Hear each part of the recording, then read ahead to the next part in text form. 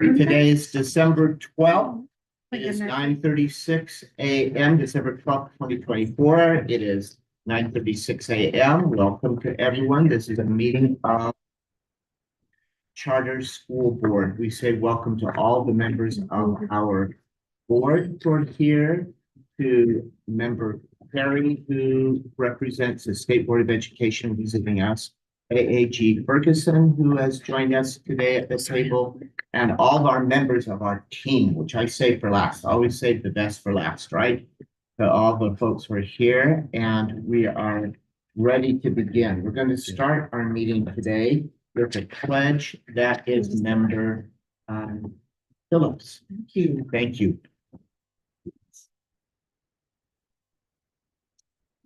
Please repeat with me. I pledge allegiance to the flag of the United States of America, to the republic for which it stands, one nation, under God, indivisible, with liberty and justice for all. Thank you all. I always have to justify why I still have on a hat, but I promise you, if this big bandage looks bad, the rest of the head is worse. So I'm keeping covered. Just by January, I'll be back to normal though. So it's good. Yesterday at this time, the doctor was out looking in the microscope to make sure he had completed everything in his surgery on my face, but I think we're getting back to normal. So already. All right. And we have a thought today from Member Vice Chair Spiker. Thank you.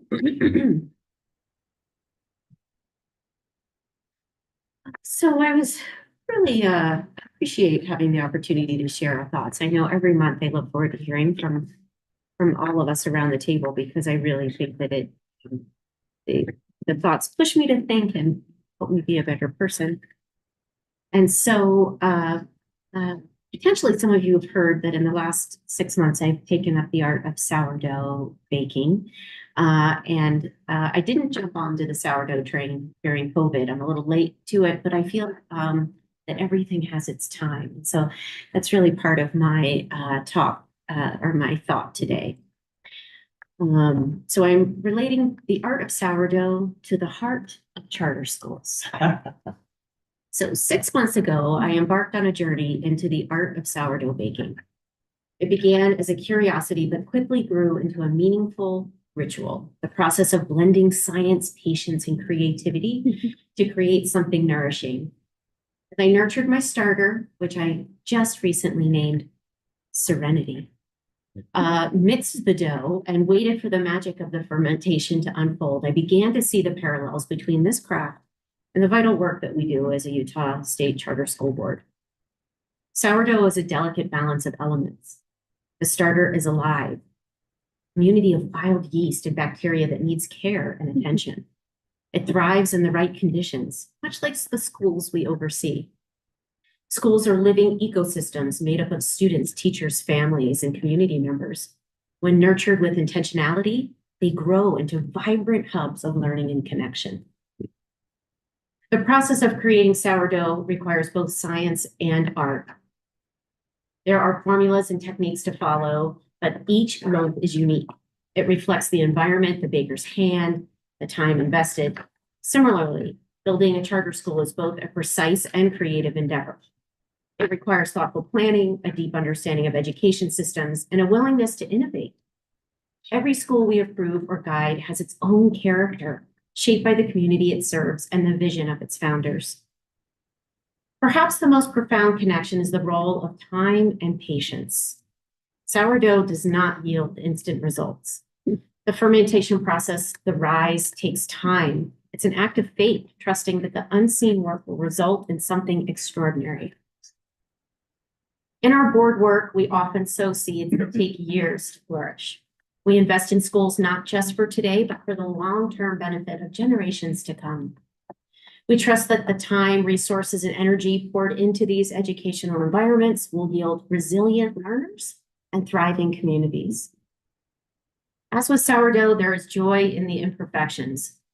As I pulled the loaf out of the oven this morning, softly cursing under my breath that it didn't have the shape that I wanted. No two loaves are identical, and no two schools are the same. The diversity of experiences, approaches, and outcomes enriches both the bread I bake and the schools we support. This uniqueness is what makes charter schools a vital part of the education landscape, tailored to meet the distinct needs of their communities, yet grounded in a shared commitment to excellence and opportunity. As we move forward in our efforts to foster, guide, and support charter schools, I am reminded of the power of creating something meaningful. Like a sourdough loaf, these schools have the potential to nourish not just minds, but entire communities. Let us continue to blend science with artistry, patience with action, and vision with care as we help schools rise to their fullest potential. And I would just, my wish to all of you this holiday season is I hope that you nourish yourself with a new hobby or a passion, or take time to help nourish those around you. And then in turn, you will nourish yourself. Thank you so much for this time. Yes, Thank you so much for those thoughts. You're welcome. I think it's perfect for Vice Chair Spiker today because she's nurturing sourdough is consistent every single day. Yeah. Kind of it's a Yes. process of life, and Yeah. so that I think if I were to look around this table and say who would have the patience to do that, I'd say Vice Chair Spiker. I would be right. See? Yeah. That is true. Agreed. But it is in that same work that she has with people as well, that patience. I started sourdough until a team of fruit flies liked it better. Yes. Okay, I'm done. That's the end of that. But thank goodness we have Vice Chair Spiker. Going to continue to nurture and take care of things. So Thank there we go. All right. I want to go back to do we have any public comment today? Any of those online or not? Okay. Thank you so much. And with those thoughts in mind, now I'm going to be thinking about that. Moving forward. We have the consent calendar. Anyone have a motion relative to consent?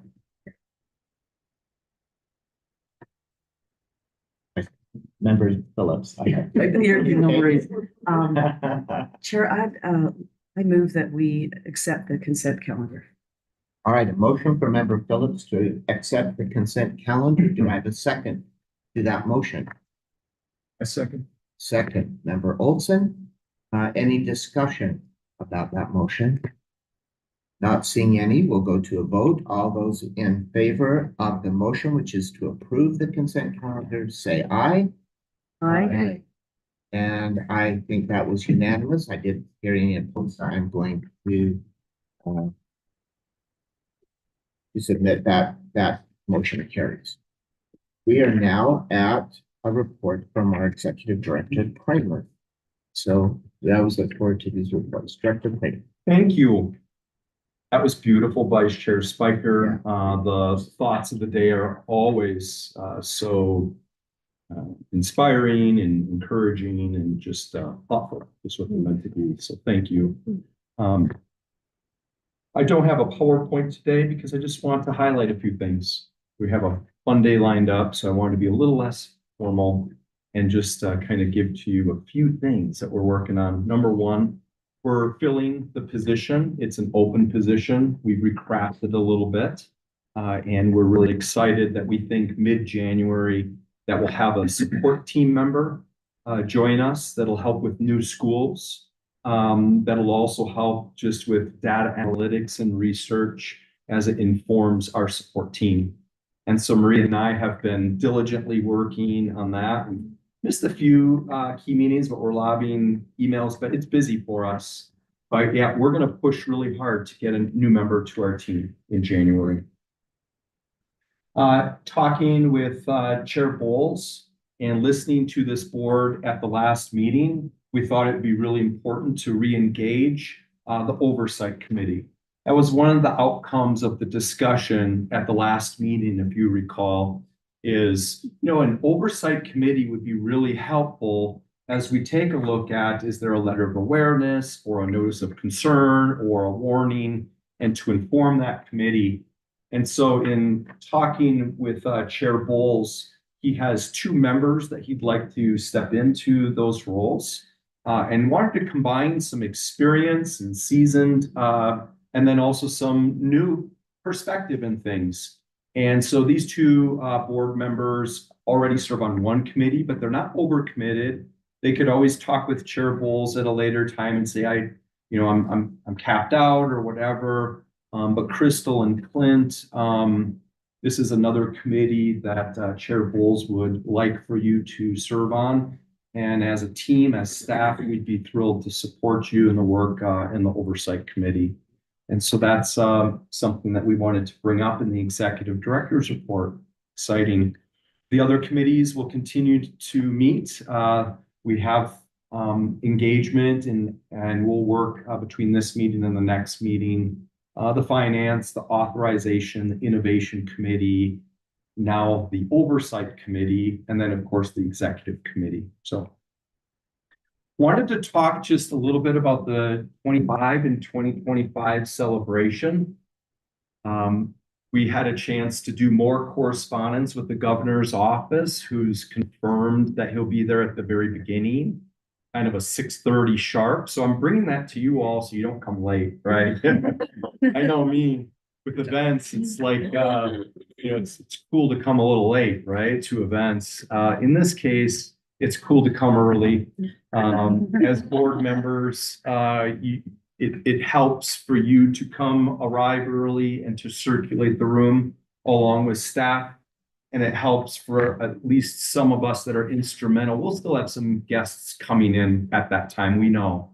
But we'll formalize that time for our governor to welcome those that are there and say some words that just acknowledge and start to celebrate and set the wheels in motion for the rest of the night. So we're really excited about that continued confirmation. I also had a chance to talk with Daryl Cobb today. He's the president and CEO at the Charter School Growth Fund. He's delighted to be coming to Salt Lake City. He's really excited to deliver the keynote speech at the end of this event. He knew of our two schools systems in Utah, in Wally Stigner and Beehive Academies. Oh, I love those schools. They're doing exactly what we want for the future, which is to serve all students, including low-income students. And I was like starting to get chills because I'm like, he's talking what we want him to deliver. We're going to have another meeting with him, a planning meeting next week. Maybe there'll be dinner the night before that staff will have with him. Maybe he'll be able to come to our board meeting on the 16th to get to know some of our board members. But either way, he's committed and really excited about being part of our event. We now are working through the cater. We're also working through other details, finalizing the guest list. There's a lot that kind of comes together at the end. We're excited to celebrate the past, to recognize the present, and then to really be inspired for the future of our work. Number 4, I wanted to just let you know that the USBE is looking at our new charter school applications right now. They give us feedback on our new applicants. Marie has been working with that group. That's a nice reminder for all of us to start reviewing those between now and that January 16th meeting. It's a responsibility for all of us, staff and board members alike, to provide a review of these new school applications. Of all the work that we do, this is some of the most important and instrumental work that we do. So enjoy the reading. I know USB is already reviewing and reading. And so that's another thing that we wanted to bring up. Chair Bowles and myself have coordinated just the bringing on of our next board member. Along with that, Vice Chair Phillips has agreed to serve yet another month in January. The timing for Susan Pulsifer, who's appointed by the governor but not yet confirmed by the Senate, takes place the first week of the new session, of the 25 legislative session. And so with that, Marie and I had a delight to sit down with Susan Pulsifer yesterday. She came and saw our space. She is super excited about the work on this board ahead. she shared her story, how she got into becoming a lawmaker, and it's different than any other story. So we were able to just connect on a personal level, which we think is really important. And she feels welcome. She knows that she's going to come to that meeting in January, but not be a voting member. Vice Chair Phillips will be a voting member. Chair Bowles continuously reminds, I'm just kind of sharing with you, Chair, we need a full group on the 16th, all 7 members, because it is such instrumental work. And so it's just look at it on your calendars again. We're all so busy in our lives, but just make sure that this is one of all the meetings that you're clearing out. And he's asked us to just keep reminding everybody, ourselves included. Pulsifer will likely join us, and then she'll likely vote in February if confirmed by the Senate. And then we've had a lot of success this last year, and we're starting to reflect on this last year. In fact, our activities this afternoon are going to include some reflections on what we've been able to do this last year. One of the things that we think is most successful is walking into schools and seeing the joy on students' faces in our schools. I know Marie and I at a school, we had to walk the campus, and I had like a 3rd or 4th grade student run up to me with his biggest smile on his face. And he said something that I didn't even know what he said. It was like, you know, must be here with a motorboat, must have been, he like said something and I didn't even know what he said. And he was smiling ear to ear, and then he ran off. And I said, that's what it's all about. That's success. Is this little, not so little, 3rd or 4th grade student approaching us as we toured a campus with nothing but joy across his face. And we will go through some of our successes, but I think it's all to impact students and families in Utah is the work that we do. And I believe that we're accomplishing that mission and vision of this board. So with that, again, no PowerPoints today, but just wanted to speak kind of off of some of the executive director and board things that are going on. As always, take questions or anything else, but that is the executive director's report today. Thank you so much, Director Kramer. Anyone questions for Director Kramer? Anything you'd like to talk about relative to that? All right.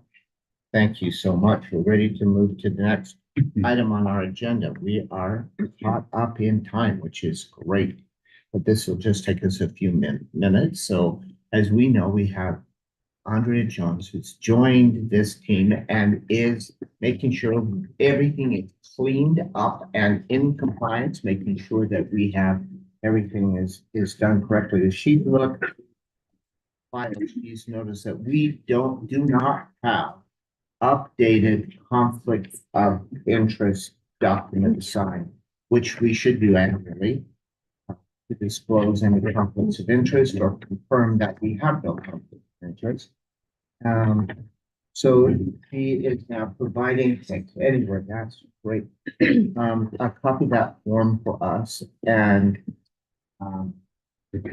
Marie Stephenson will give us a little bit of a reminder relative to those conflicts of interest, and so that's top of mind as we are completing these forms. Thank you.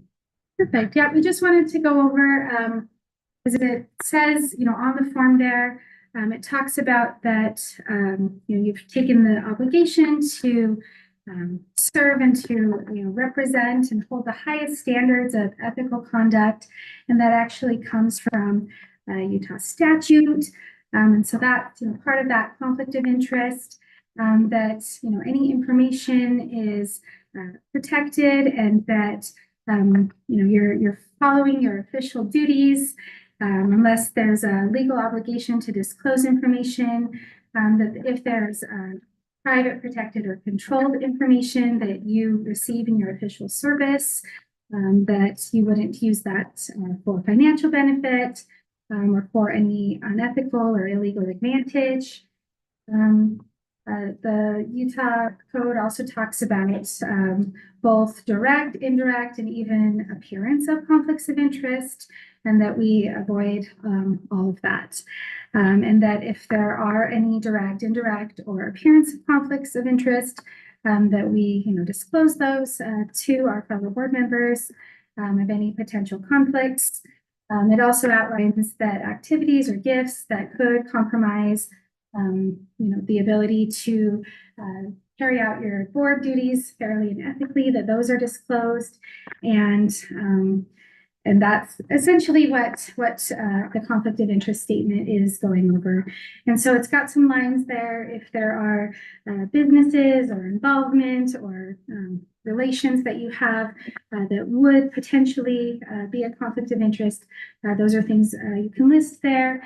It also talks about if there is no conflict of interest that you have, you can of course sign and date that. And of course, if something comes up, later, we can always print a fresh one for you, or if it comes up in a meeting, bringing that up to your fellow board members would also be appropriate. And so it references the code there and also our bylaws, which we're going over a little bit later today. And so we'll look at that a little more in depth. But just a quick overview as far as what the conflict of interest is seeking to clarify on that. Thank you so much. Anyone have questions about what you should disclose, or if there are anything that you want to make sure? Yes, please. Got it. Ms. Stephenson. Okay. Hi there. Hi. Associate Director. I've wondered in recent months if it's appropriate or necessary to disclose volunteer work. There's not a financial connection necessarily with volunteer work, and in fact, often with volunteer work, you provide money to the institution rather than the other way around. But I just didn't know, after having read the Public Employees Ethics Act and other things, it didn't seem necessary, but maybe in the interest of transparency, it's a best practice. So anyway, I just want to throw that out there. I'm interested in what people think about that. The way that I've understood it, would be that if it interferes with your ability to perform your duties fairly and ethically, that would be of the conflict of interest. Yeah. Even volunteering, I submit that even volunteering, you have a vested interest in that group, maybe because you have contributed to it, that you have a vested interest in that group, and in contributing maybe only time, but you could have financially, but that you have an interest in that group, and will that interest that you have affect how you might vote? And always, I think, and we'll turn to our AAG Ferguson in a minute if she wants to respond, but I think it's always better to over disclose than under disclose. So if you have any question, I would put it on my disclosure and be mindful of that rather than not. I would agree with that statement. So, yeah, even if you're not gaining financially, you do gain emotionally, as far as something you committed to. So all of those should probably be good. Yeah. Thank Well, you. and I was going to say, if I may make a comment, Yeah. a lot of the things we volunteer on seemingly have nothing to do with public education or charter schools, but you never know. All kinds of overlap comes up in the course of a year or in the course of, our decision making. So even those things that seem very not even tangential or removed, probably it's good to disclose where we're doing our work. Yeah. Thank you for asking. I wasn't putting anything on these lines, but now I'm thinking, oh, okay, maybe I should correct. If there's one of the things I do, this is most of that. Suspect. Yeah. So thank you. I've got Yeah. a follow-up question. Please, member, please. Go ahead. As I've shared with this group, my full-time employment is interacting with charter schools, some of which are in this state. And at any one time in my course of business, we've probably got a handful of Utah schools and probably even a handful more that were in their orbit if we're not under some contractual agreement. So would this, thinking of their January meeting, I will probably be making a few disclosures and abstaining from some of those because of a contractual relationship. So would the advice here be to try to come up with an all-inclusive list on this document, or just as things come up per meeting to disclose that? I think I would just disclose my employment Yes. as generally as an umbrella. And then as those come up individually in a meeting, like you talked about in January, if there Okay. was if you feel like you are compromised relative to that, then you just recuse yourself.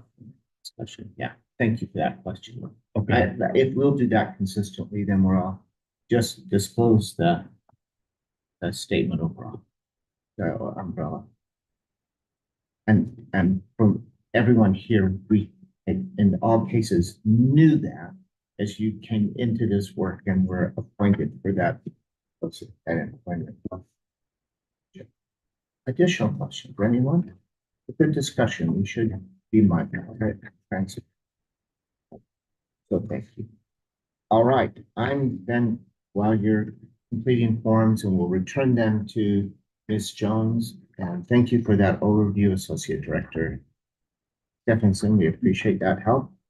We'll move then to our 10 o'clock item, which is relative to school safety report. As you remember, I think all of us who followed the work of the state legislature in the 2024 session, January, March, House Bill 84 was passed, and it was, and not only just passed, but really a primary interest of the legislature this last year relative to school safety, because they're looking at what are concerns, and even just within the last 30 days, we saw another compromise of safety in a school in this nation.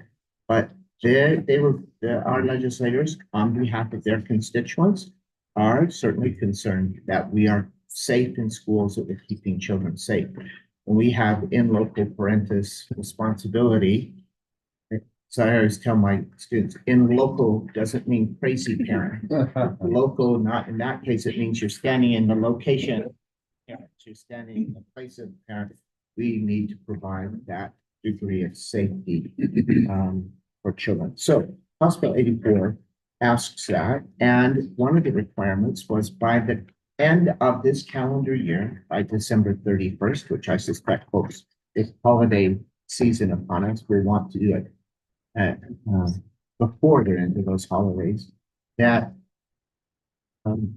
they assess, there's a survey where they respond to questions, heighten their awareness, make sure they know where they are relative to safety and retaining, assuring as much safety as possible in their school. So joining us today, we are very fortunate always to have our USBE liaison member Carrie, which we already have acknowledged, who is serving on the School Safety and Student Services, School Safety Committee.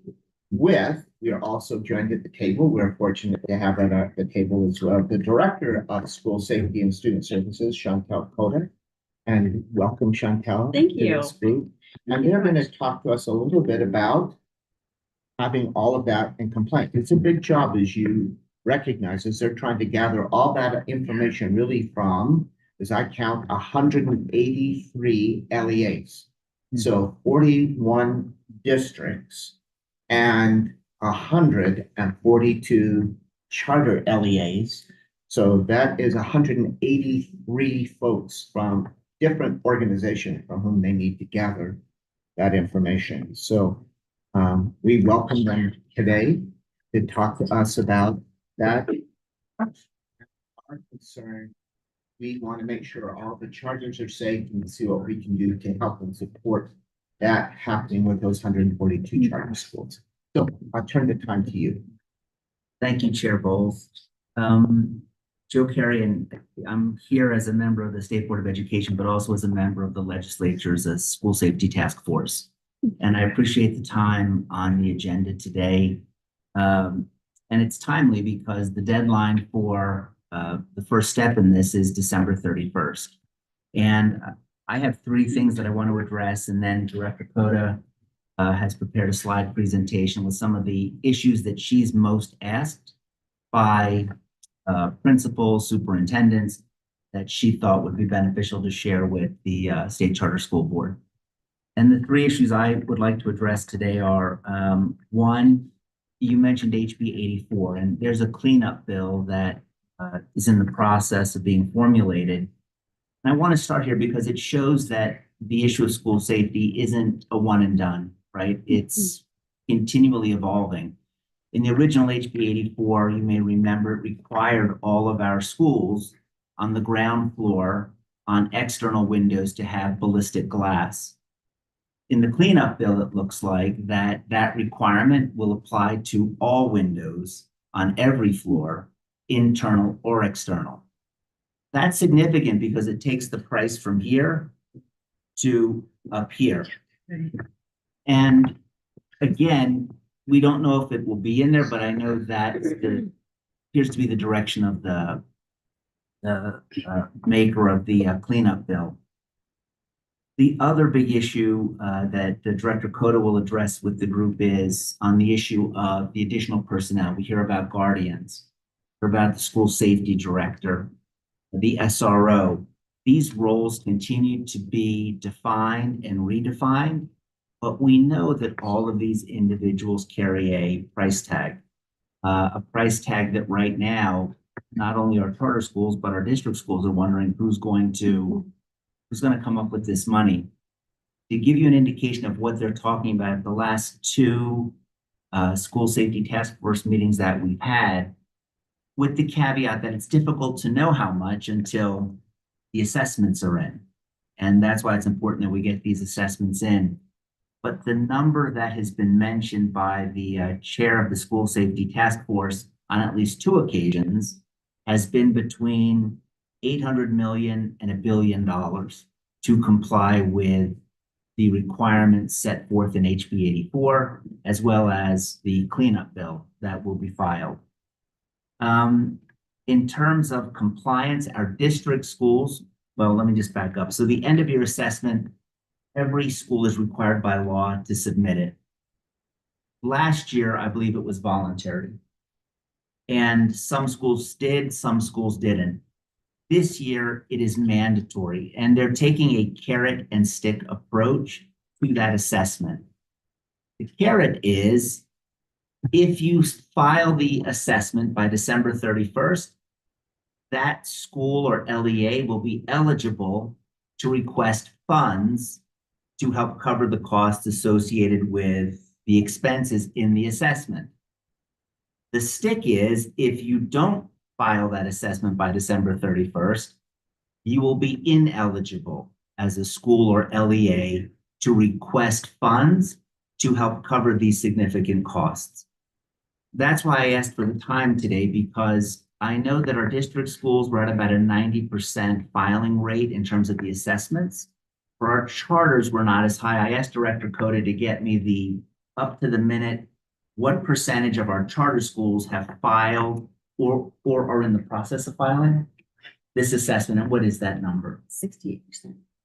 So for our charter schools, we're at a 68% filing rate for this assessment, substantially lower than our district schools. And I wanted to come here not as a tisk, we need to do better, but rather to reinforce that if the charters do not file this assessment by December 31st, the law says they are ineligible from applying to receive grant money to offset these costs. That is not a decision that USBE makes, whether or not an exception can be granted, whether an extent. That is outside of our purview now.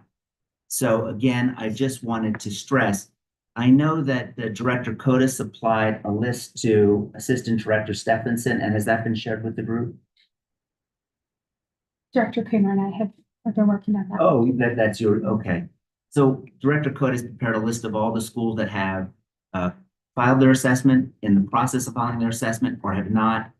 That's been shared with Director Kramer and Assistant Director Stephenson. I would urge you to take a look at that list, and if you know any of the individuals or schools on that list that have not yet filed, to please reach out and help them understand the significance of meeting that assessment. The last thing I want to talk about, and I think this is very, very important because there's a lot of responsibilities now coming to the LEAs. The law required the appointment of a county security chief in every county to assist with the implementation of HB 84. It's my understanding that the county security chief in every county has now been appointed. And if you have a charter that you're responsible for or is in your neighborhood or community, please let them know the name of the county security chief.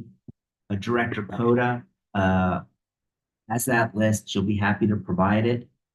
But this is an asset and an ally that your charters can use to help comply with the provisions of HB 84. They know what's needed, and they understand the process. So again, I just wanted to end with this county security chief, an absolute ally in your undertaking as you work with charters to get compliance.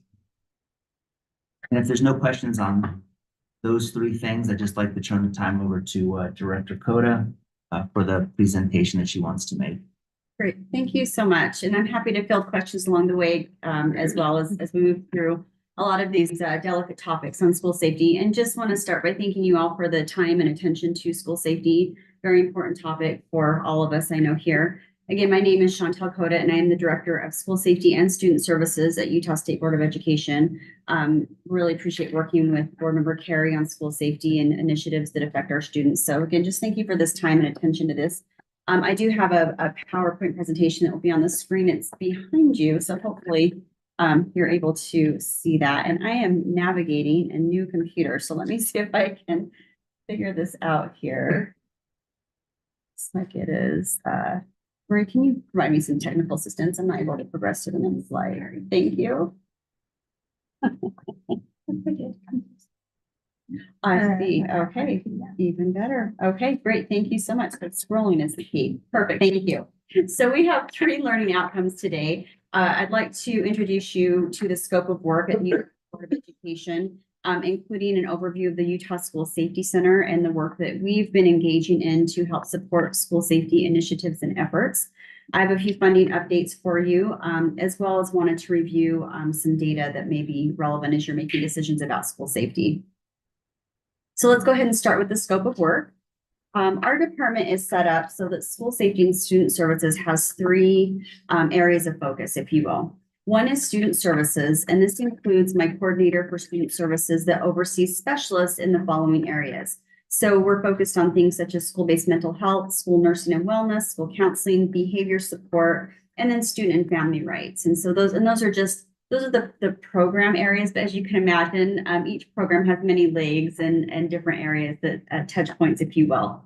And then we have our school safety center. The school safety center is unique in that this group of individuals was legislatively directed to come together in a collaborative manner to focus on school safety. And this came from a bill a couple of years ago when we kind of were still in the state of Utah, just kind of starting to think about what school safety could look like. And now we know what that's morphed into today. This school safety center is comprised of school safety data at USBE. So many of you have worked with Rhett Larson. He's my coordinator for the school safety center. And then we also work for the Department of Public Safety Liaison. We work with them. Jeremy Barnes is our liaison. I know that he's worked with some of you on school safety matters. And then Chief Pennington is our state security chief, and you'll want to know that name because we were working in tandem with him on a lot of the legislation as well. We also work with the Office of Substance Use and Mental Health, and this person is able to bring a perspective from his office in terms of mental health and really understanding what school safety is truly comprised of in that arena. And then we have a Safe UT liaison as well that helps with threat assessment and management and so forth. And then the third area that we focus on is prevention. So here we're looking at items such as game prevention, restorative practices, substance use prevention, and suicide prevention, and then any of the other protective factor framework areas that work along with prevention. So the idea here is that when we're looking at school safety and student services, we're looking at it in a cyclical approach and understanding that there's a lot of overlap. In talking with my counterparts over at DPS, the Department of Public Safety, they feel very similar about school safety. So we do look at three focal areas. One is the physical parameter, which I think House Bill 84 really focuses on right now. And that's the feedback we're getting about 84 is it seems to be a lot of focus on the physical area. And that is true. And the reason for that is because we have to have just a very grounded physical space for people to be in so that they can learn. But that's not to say that culture and climate aren't important as well and have equal importance. And so I pull that to our attention. So as we're talking through this, we will be talking a lot about the funding for the physical, but please know that conversations are happening about the culture and climate as well, and what that looks like in the realm of safety. So I just want to introduce or probably reintroduce us to the school safety legislation. House Bill 120 was introduced in 2019, which introduced us, as I said, to student and school safety assessments as well as the school safety center. So I mentioned that this is a legislatively directed body that comes together, and that's all thanks to House Bill 120. In House Bill 61, we were introduced to school safety requirements. So that's a bill that was sponsored by Representative Wilcox, who then went on to sponsor House Bill 84, which included the school safety amendments. Along the same time frame, we were introduced to House Bill 140, which is the standard response protocol to active threats in school. And that includes the standardized way that we respond to threats, and we'll talk about it in a few of the subsequent slides as well. But the purpose for that bill was to ensure that we have common language, not only across schools, but across agencies. The number one thing that we want to the goal that we have when there is an incident is we want to reduce that response time. We want the helpers in as soon as we can get the helpers in. And so having a common language is one way to do that. Here you can see that within House Bill 140, the standard response protocol, it requires public secondary and elementary schools to use a standard response protocol. I have here a poster that's provided for you. This poster can be printed off freely from the I Love You Guys Foundation. We at the School Safety Center partner with them and utilize a lot of their materials. In fact, the response protocol stemmed from work that they have done. The founder of the I Love You Guys unfortunately had a daughter who died in a school shooting, and made it his life's work to help with that response time and moving things forward. And so he's worked with psychologists, psychiatrists, school safety folks, and others to create this protocol. I'm happy to share that link with any of you. You can print these off into posters. His goal is not to make money. His goal is to get these things out into the school. So he offers a lot of free resources on his site, or I should say they're a company at this point. I'd like to dive into House Bill 84. As you know, it is quite a large bill. It's we joke among us that it's a tome, if you will. It's not easy night reading. And so what I've tried to do is just break down some of the higher level, most talked about, if you will, components right now for our discussion. But please, if there are other areas that you would like to address, I'm happy to answer those questions. But one of the biggest things that House Bill 84 introduced includes the armed and trained school personnel. And here it states that an LEA shall ensure that every school has at least one of the following. Now, schools can select between a school resource officer, school guardian, or an armed school security officer. As I'm talking with schools and charters, it sounds like the school guardian seems to be the one that's most talked about and the most popular choice. And by popular, I mean it seems to be the most accessible for people, and so they're looking into what that could be. But I do want to stress that there is an option for school resource officers and armed security officers as well, because I think we've gotten into a realm of only talking about school guardians, and there are other options. Of course, with the resource officers, you would want to work with your local law enforcement to make sure that there is the capacity for that, because there must be someone in the building bell to bell. So if your SRO gets called out, or your school guardian calls in sick, or for whatever reason your armed security officers have some issue, there must be someone in the building. And so it's recommended that you have several options in that instance. And then Director Cota, Yes. the requirement that one of those individuals be at the school at all times, when does that go into effect? So it is in effect currently as just per stated by law, but I will say that in working with the lawmaker and the intention of the law, he knew that the rollout of this was going to take some time. And so right now, DPS is working with, Department of Public Safety is working with USBE on a compliance framework and those things. So the expectation right now is that schools are focused on their needs assessment. So right now they should really be focused on what do they need? And part of the needs assessment is identifying the personnel. And so, legally, yes, we should all have someone in by virtue of the law being passed. But Wilcox understands that it will likely be next school year, when folks have this in place. Does that answer the question? It does. Thank you. Yes, of course. We didn't rehearse that. I really didn't know that. Yeah. Wasn't sure. Okay, thank you. I mean, how can you not work well with board member Carrie? I mean. Okay, so then the next includes the school safety and security specialist. Now, this is an employee that is in the school. So it can be that's already employed in the school. This individual receives a $3,000 stipend for their position because they are duties above and beyond. The idea is that it is not the principal, and the reason being is because this individual was written into law to support the principal. The principal, as you know, or director of the school, wears so many hats and has so many responsibilities. This person is meant to help with supporting safety initiatives, conducting any behavioral threat assessments when necessary, working with the county security chief, that board member Carrie referenced earlier, and really serving as an active member of the school's multidisciplinary team. To help make any decisions on threat assessment or threat management in the school. So again, if you are in a situation where, you're thinking, oh, I'm so limited on personnel, it has to be my principal, you can submit an application for an alternative to Chief Pennington's office for consideration. And there are some parameters that they will consider for that. But just know the intent really is to remove this from the principal or the director, so they have someone they can talk to. Because oftentimes in states of stress, it's helpful to be able to talk and coordinate with somebody other than yourself. And a lot of times the principal has to just really keep the function of the school going. And just to kind of go back to your question earlier, this person should already be appointed. And I say that because this really came out of House Bill 61, and the stipend's already been in play now for 2 grant cycles. And so we would hope that there would be, and there should be, a security specialist at the schools. And if not, then please reach out for support. Now, this is new out of House Bill 84, the LEA School Safety and Security Director. So I realize this might be unique for charters that maybe have, the school is an entity, but the idea is that there's a specialist at each school, and then there's a director at the director level. And then this person would work primarily as the specialist would work with the principal, the director would work with the superintendent or overarching director of the charters to work with the county security chief, participates in any training. They would be part of a broader multidisciplinary team, or they might step into a school's multidisciplinary team if they have a really tough case and they need some expertise.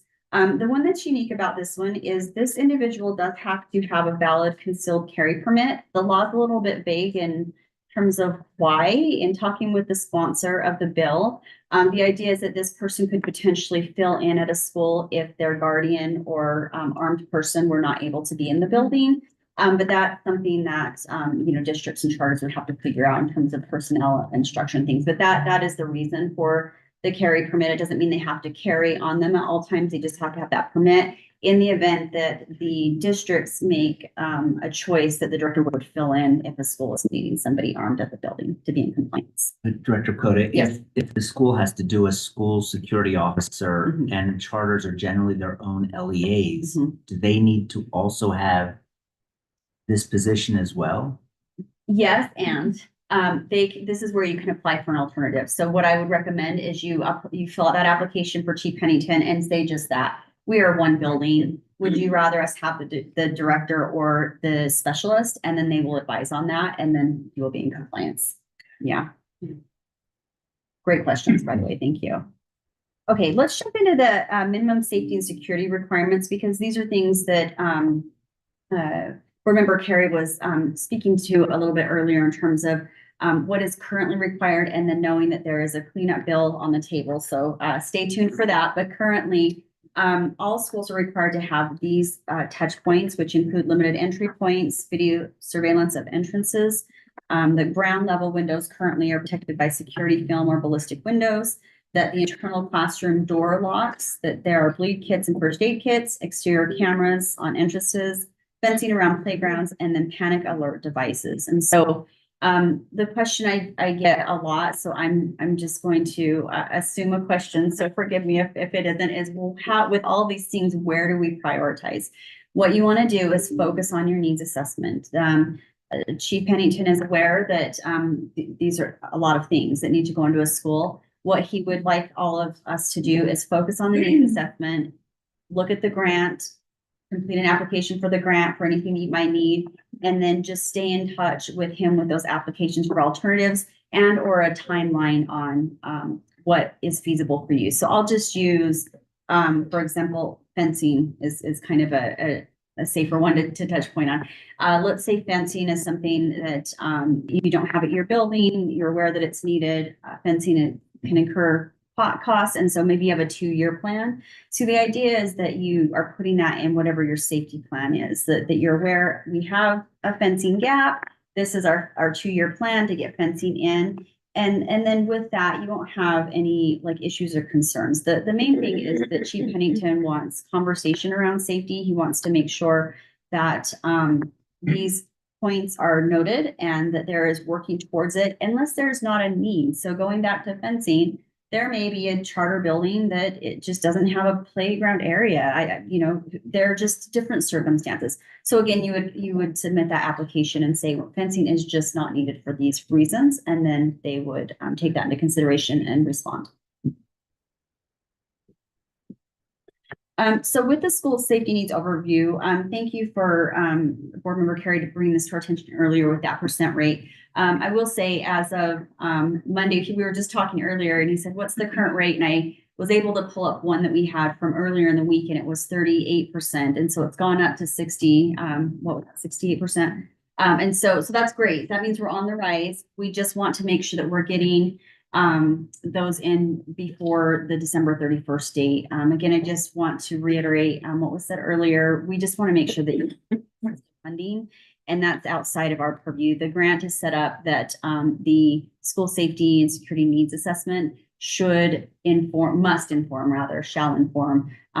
grant funding opportunities. So inherent in that language, you cannot receive grant money without that. So the first step is that schools will conduct a needs assessment with the county security chief or their designee. If you're finding that your security chief is just not available, out for the holidays, whatever the case may be, they have a designee that they can get you in touch with. You are able to use any of the accredited assessments for this year. So that might include CISA, PASS, REMS. I'm sure those of you that have conducted needs assessment, this all sounds familiar. In the coming years, we will have a statewide assessment. When I say we, it's because USBE School Safety Center is working in tandem with Chief Pennington on what that needs assessment will look like. And that will be, I think, helpful for a couple of reasons. One, it takes the guesswork on in terms of all of you, like what should we be using? What is the best one? There will be something unified. We can gather data to help inform funding decisions. And then also you'll have a stronger support network because the School Safety Center will be able to step in and help with those things as well. So step 2 is that it's submitted, and then step 3 is optional, which is you can apply for grant money or submit that application for alternatives. Now, the application for alternatives is embedded within the same survey as the needs assessment. And the reason for that is because ideally you would go through your needs assessment and say, hey, these are things we need an application for. And then you can just note that right in there. And then DPS's staff, along with the School Safety Center staff, will be reviewing all of those. Now, to be clear, it is on Chief Pennington to approve or deny those applications. But certainly he's just been a great partner to reach out and ask, more about the education field with Spears. So if you feel like you need support, please reach out. We're happy to support. Okay, along with that, I just wanted to touch quickly on a school safety compliance framework, because this is something that the School Security Task Force requested that the School Safety Center create. And this is a framework that is really meant to be supportive in nature. It's meant to help all of us work through the continuum of what school safety could be. So level 1 starts with minimal oversight, and then as you can see, we progress to a severe consequence. But if you look at it in kind of a chunked way, if you will, 2 lenses perhaps. Levels 1 through 3 are very highly supportive and meant to open that communication, as I referenced earlier, and to help support what the needs of the schools are. 4 and 5 kind of shift a little bit in terms of more consequences and oversight. But with level 1, there's minimal oversight, and that includes the initial review of the school safety program, and that could indicate that there's something out of compliance. Let's go back to fencing. Let's say fencing is out of compliance. Here's where that opportunity for conversation would come into play. School might say, again, we have a 2-year plan. Great. There's some type of communication issue back and forth, and then it stays there, and we just continue to provide support. 2 and 3 would be, so 2 would be moderate oversight. So this could mean that, maybe year 2 rolls around and there was an agreement to have fencing in year 2 or 3, it's not happened. Then there may be additional support or conversation around that. Level 3 would be higher oversight. So let's say it's year 5 and there's still no fencing and not a lot of communication this isn't like, hey, we need help with funding and we're working on this. This is like, we don't know what we're going to do. We're not going to do anything. Then it might be level 3 oversight where we would have something more formalized and a plan in place in terms of how that would look. Now, levels 4 and 5 would work more. So there would be a shift between level 3 and then 4, where DPS would be more heavily involved in 4 and 5 in terms of more of the increased monitoring and possibly public reporting.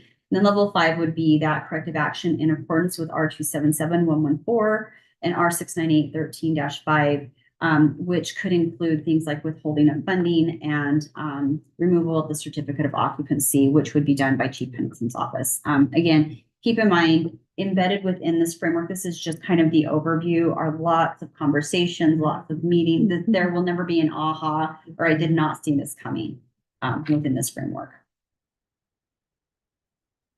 Okay. All right, I want to offer some resources in case you're not familiar or aware. The School Safety Center, and I have to give kudos to my team because they just worked so effortlessly on this. We've created a Utah School Safety Playbook. It's a guide for Utah schools. You can access this on our website. I've also included the link that we can show this PDF out after. Click on this and it just walks you through all of the parts of House Bill, mostly House Bill 84. There are a couple of other school safety initiatives kind of peppered in, but it gives you just a quick reference and a starting point for your questions. The other thing that I would recommend that you review is the Utah State Bulletin. Chief Pennington has published his rules around all of the school safety areas that are under his purview. I believe that public comment runs through December 15th. And so if you have not, and you want to give public comment now, I think you have just a few days of an open window to be able to do that. And so if that's something that calls to you, please know that that is out there. Our school safety rules start on like 5:35-ish. I'm going to put an ish on that because it's right around there. But if you just do a Control F, you should be able to find where you are. Look around page 530, and that will give you some information. I do want to remind you about communication. I believe that communication is the glue that holds safety together. If we don't have communication, we just don't have safe schools. And so communication is part of my personal and professional philosophy. And so with that, we provide monthly newsletters. If you're not receiving those, please let me know. They come from the School Safety Center and they are safety focused. I feel I don't know, maybe it's not pain for you, but for me, when every day at the start of the day, when you've got, the email just pop, and it's just, number, higher. Some days you wish it was like you were like at the casino and that number were going higher, but no. So if you are like, I don't even know what this is, please, resend it so I can, star it. I'm happy to do that. Please don't be, embarrassed about that because I get it. We get things, but I share that too because this newsletter is specific to school safety things, like very specific school safety things. I know sometimes newsletters can get out of control. In fact, I will tell you, my prevention and student services coordinator aren't always very happy with me because they're trying to slide things in, which are important and relevant, but maybe not school safety specific. And so we try to keep that just really specific to things that you can at a glance access. And then we also have participation in student service directors meetings, the Superintendent's Association, the Risk Mitigation Association, and then of course the School Security Task Force and Grant Subcommittee. So just so you're aware of the touch points that we have and so that you can communicate your needs to us. I know that do we have until 10:45? How am I in time? Okay, so I'll just run through some data and kind of wrap up because I do want to give you time for questions if you have some. 2 of our current data sources that we look to, meaning the School Safety Center and just USBE, includes the 2024 School Disciplinary Law Enforcement Action Report.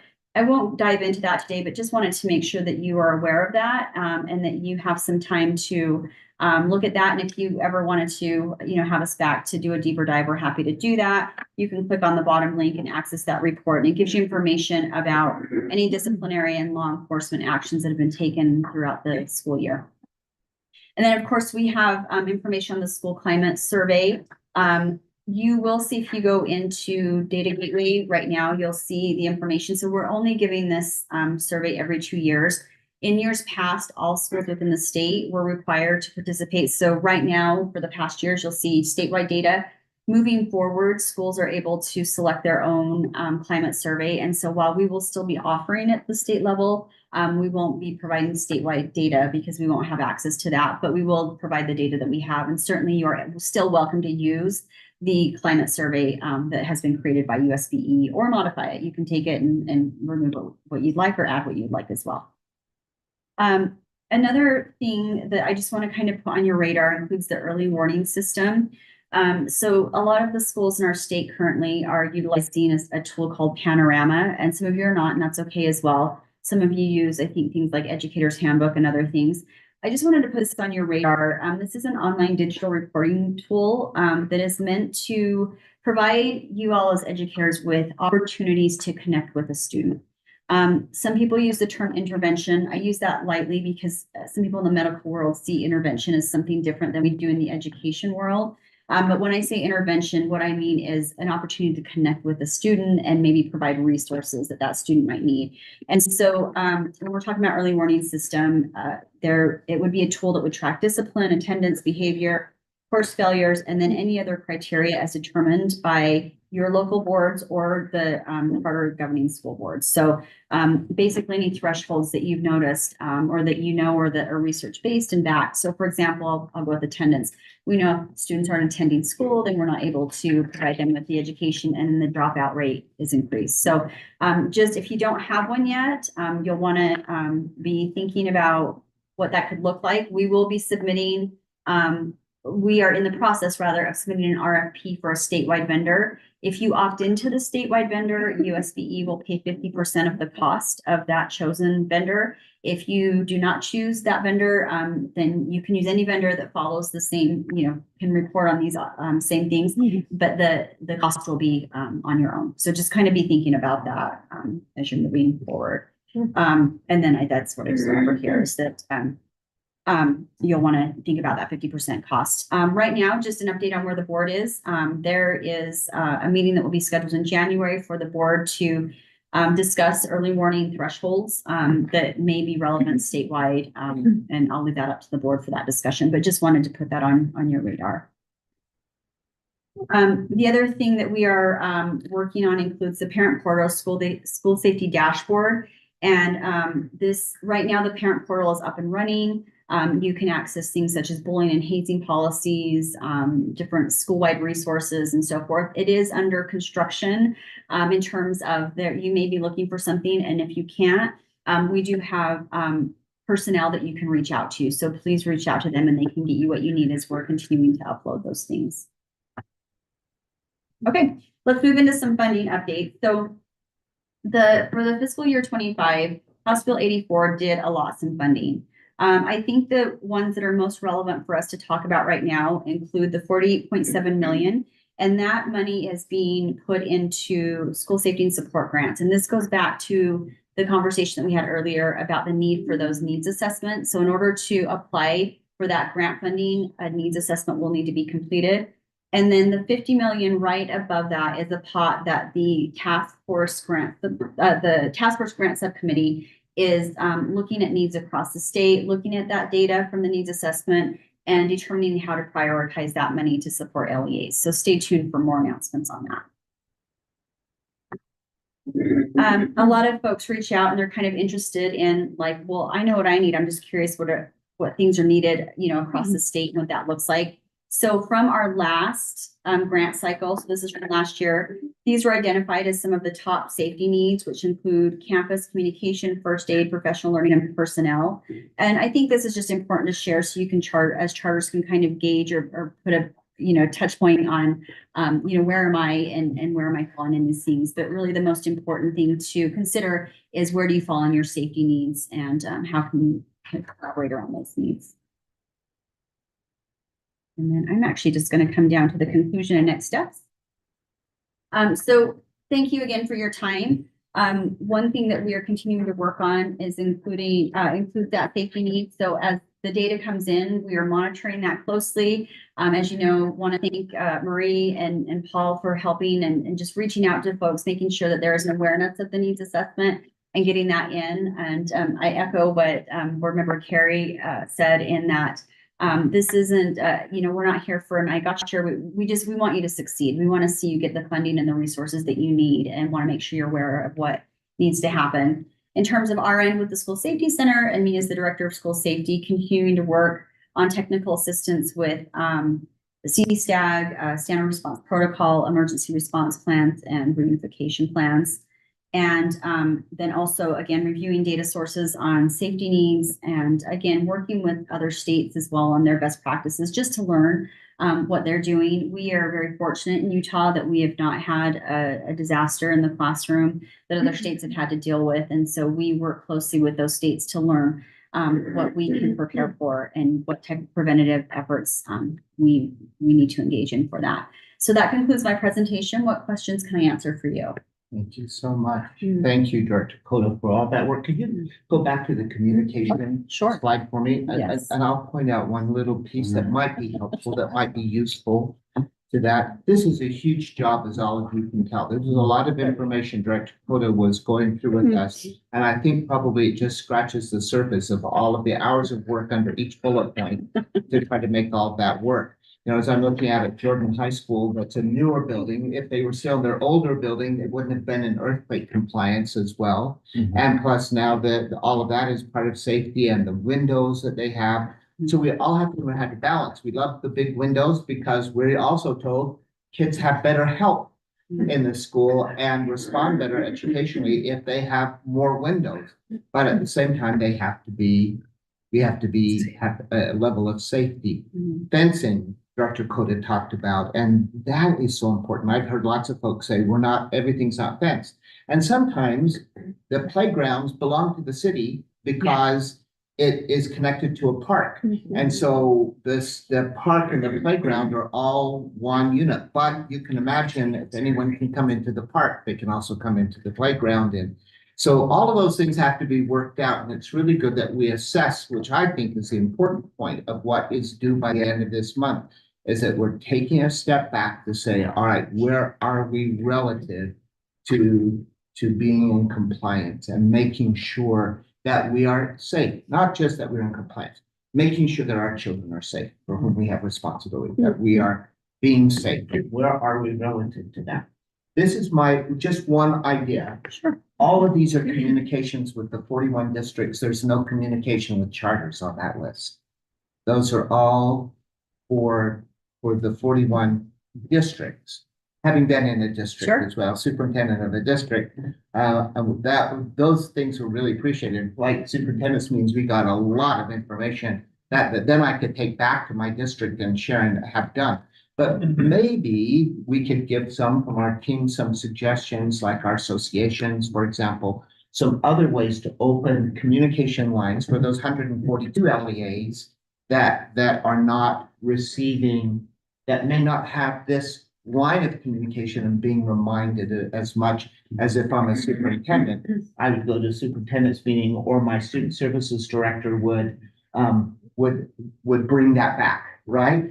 So maybe we can give some ideas. And I know that just adds to the work that you do. But what I'm hearing from you and what I'm sensing from you is that you would rather over communicate and not communicate enough.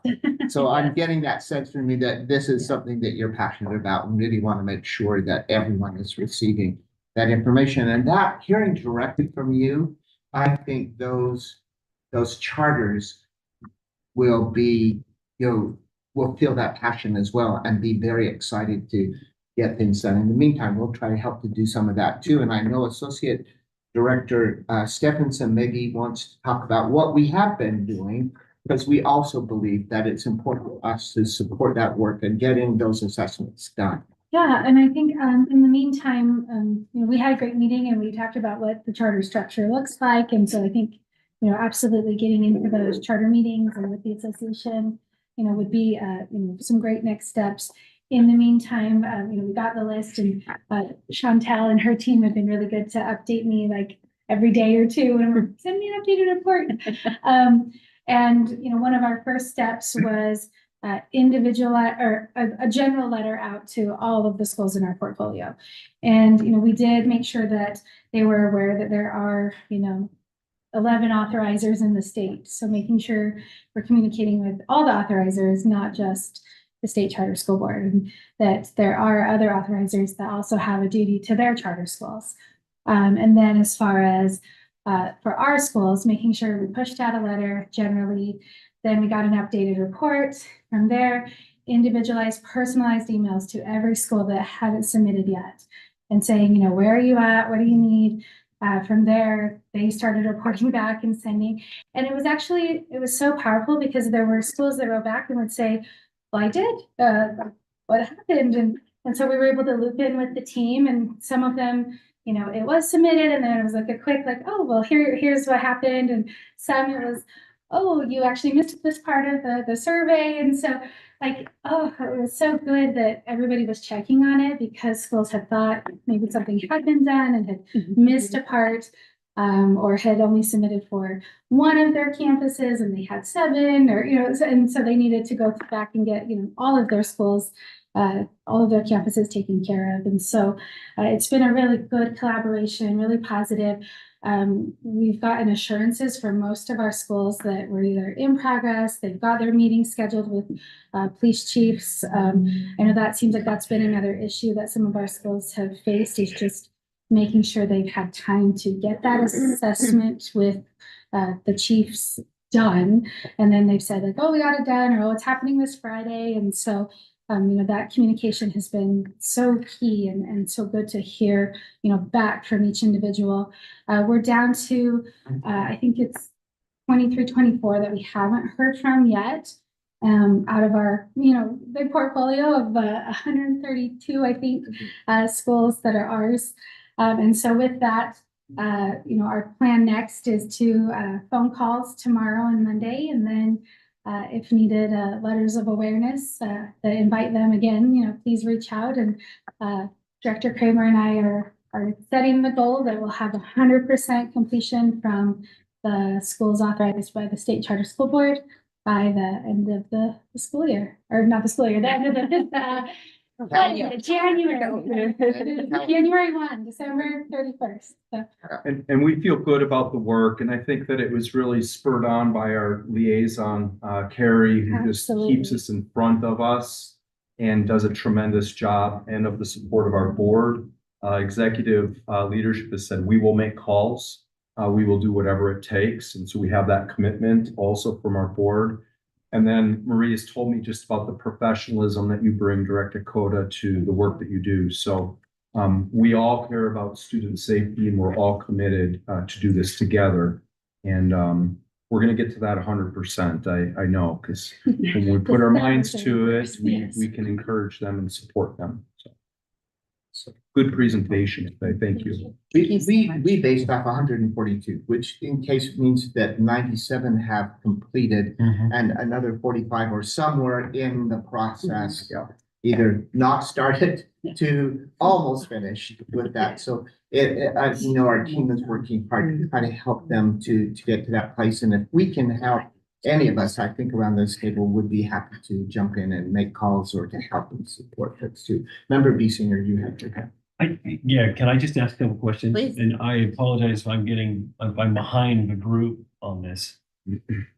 It's clear this is significant, right? It's required by law, and if you don't obey, you're not going to get funding. I think those are kind of the barbells of, what happens here. Big stinking deal. And it involves children's safety, which is premium that we all care about. So I'm glad to hear there is this effort of communication, because I was doing the same math. I'm like, gosh, about 46-ish charter schools have not completed this. And I just want to make sure I understand, if they don't submit their application by the 31st of this year, they are ineligible for any state grants. Is that correct? As Director Coda pointed out, the language says that the grant money will be assessed by need. So if Okay. you don't submit the needs assessment, ergo, you are not eligible. That's the logic behind it. Okay. So we could tell a school, if you don't get this in, you're gonna be on your own funds. Yeah. I mean, rough. Yeah. So, and I'm just trying to do a little math too. 47.8 million, almost 50 million, that's what's set aside for this coming fiscal year. Right. For this, that's statewide. Mhm. Now, I'm gonna state the obvious. If I start doing a little math on just Sure. domestic windows, Mhm. that's, not enough. Yeah. And I have had a couple of schools bring this up to me, and I was not aware to this detail of this issue. So if the law says we need to do this now, you have to be compliant now. And I can see many good schools saying, hey, this is hundreds of thousands of dollars more for us. We can't, like, how's this gonna work? So I know we're gonna go through this grant process, submit needs and go through grant process. But is a school going to be expected to just cover this over some time? Like, I'm trying to think about the reality of this and what the messaging might be, especially for a school that's concerned about. I have some thoughts, but I'll defer to Board Member Carey to go first if you'd like. Yeah, happy to. And I think that that's a reality that everybody understands. My concern is that we have schools, and I would venture to say all of them today are non-compliant because the law says this is what should be done. No school has that pot of money sitting on the side to say, let's do the windows, let's do the fencing, let's hire these new personnel and have money left over. So my concern is that it's not the willingness of the legislature. Chair Ryan Wilcox has been fantastic, as has Chief Pennington, but it puts all of our schools in non-compliance by definition. That's troubling from the chair that I occupy. But I understand the reason why. And my sense is that, and this is why compliance is so important, if we demonstrate that our schools are moving expeditiously to accomplish everything that's been set out. And that may just mean, hey, we're getting the assessments in time. We're going to make these adjustments. And we're taking this process seriously and soberly. Is that a word? Okay. We take it soberly, then I think no one's going to say you're out of compliance, we're punishing you. And that's why I think what Director Coda said is so important, which is there's this willingness to work together as long as the good faith is being shown. And they were sharing a story about a school who said, well, it's so overwhelming, we're not going to do it. Like we just can't do that this year. That's the type of attitude that will bring the stick. Right? I mean, because it's student safety. But I think as long as we are demonstrating this is a process that's going to evolve over time, there are accommodations that are possible. So you have a 5-foot fence, not a 6-foot fence. Is that something that we might be able to put on the waiting list? That's not our decision. So there is this understanding that the money is not there. And there's an understanding that we don't have the personnel that we need in place at this point in time. But I think when Director Coda says that the top need right now has to be getting these assessments in to demonstrate all of our schools, all of our LEAs understand this is important, because not only to file them, but to get a better understanding. Is this going to cost us $500 million That's or $1 billion? Data gathering. And then we can start saying, where's this money going to come? That would be my. Yes, I heard that, like, I think we did rehearse this somewhere because that was exactly what I was going to jump into, Board Member Carey, is that is another thing to really be thinking about is we meet as the grant subcommittee with Representative Wilcox and others on that team, which include members of that task force. And there, we're looking at the data coming in because there is that high level of interest of understanding what are the needs. It's known, like you said, that 47 million it's a competitive grant. We understand people are just going to be reaching out for the things that they're seeing as maybe like low hanging fruits, even like, let's start on this here and move this forward. But the data that comes in from those needs assessment is going to be so valuable in driving those conversations around funding across the state. And the message that we want to be sending, just to underscore board member Carey, is that we want safety too. And so here's our needs assessment. We recognize where we are. Here's what we need. And here, lawmakers and others, this is what the need looks like across the state. And that needs assessment is going to drive that. And speaking of legislation, if I may, I just wanted to go back to the point you made about communication earlier, if I may just diverge quickly. I agree with you 1,000%. You read me correctly. I'm happy to get in front of anybody that wants to listen to me talk, and I'm happy to answer questions. The other thing that I don't know if this was, I think this was stated publicly, but if not, I know it is part of the cleanup bill as well. Is the opportunity to potentially add a charter liaison to the school safety center. And so I mentioned that the school safety center is legislatively put together. And so just, I recommend let Wilcox know you think that's a great idea. We've already talked about it. It's already in the language. And so that could be another avenue, not the only avenue, but an avenue. And that's something that we've recommended to him because we do see that gap in communication as well. Thank you so much, because there are unique needs that charters have it might be very useful. It would be useful to have. Yeah. Of a voice too. I don't know the answer to this question. Does USBE appoint that person or does this board appoint that person? It hasn't been stated yet. I don't know. My recommendation would be that this board should appoint their liaison. No. I don't believe the language has been ironed out that well yet. It's just the Well, idea if is we that there come would to be. that. Yes. Yeah.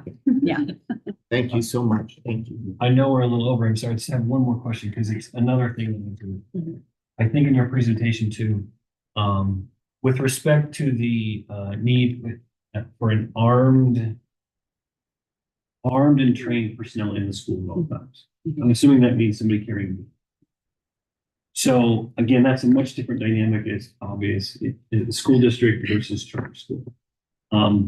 And I have heard schools reach out to me just kind of in the last year or so where this is concerned. And I think I heard today clearly that it shouldn't be the director for stated reasons. And there's a $3,000 stipend. So when I hear $3,000 stipend, i.e. that's not somebody's full-time job. So is there discomfort amongst school? I can see how that would be an uncomfortable thing, especially for a small school. Like it's the law, so it's the law. But is there we don't have to like take the next half hour to talk about this, but I'm just aware of at least a few schools that have brought this up to me in passing over times, even before I was serving on this board, that it's very concerning for them. And so I'm not trying to say let's not do it, but is there been any wider discussion or any, help on that? I think probably a lot of discussion, probably director. There's been a lot of. May I add a point of clarification, just because then this comes up every meeting I'm in, just so you know. There are different positions. So the school safety and security specialist and the 3,000 stipend is not your armed person. This is a person on your multidisciplinary team. This is a person that's probably a teacher or a counselor, an assistant principal even, that makes decisions on your multidisciplinary team. They receive that stipend above and beyond. The guardian is it's a non-stipend position. It's not a paid position. They do receive $500, but that's meant to go towards like their gun or their bullets or their storage or things like that, things necessary to fulfill the function of the job. Now that can be anybody in the building. So here's where it gets confusing, and I hope please jump in. Could it be your specialist? Maybe. But it also could be your janitor. It also could be, someone, a paraprofessional. It could be anybody in the building, but they're not one and the same. The specialist is its own unique position. The guardian or armed person in the building is its own unique person.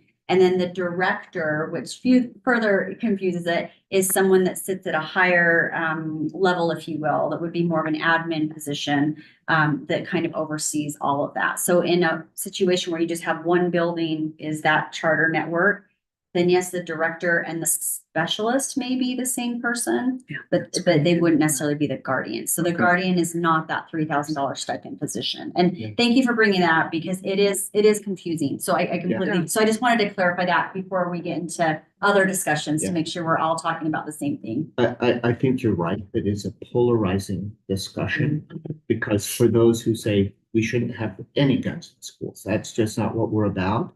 There are individuals who say, I'm taking a gun to school because I want to be in a safe position. So this is just my evolution, personal evolution. I know that there are individuals who carry guns to schools every day because they want that, from their perspective, this helps us to be more safe in this school. And so they're going to carry. So if I can enlist that person in more training and helping them to support and be aware of what they're doing and aware of that responsibility, maybe we're helping the situation as opposed to being polarizing. I've had students carry a gun to the office and said, I found this in the hall because the custodian was fixing the lockers and left his gun on the floor. But if he is in a position, I've had from restrooms, from hallway, but if that individual who's carrying, I can help that individual with better training, now I know that they have a gun and they become a part of the process, I maybe will increase safety.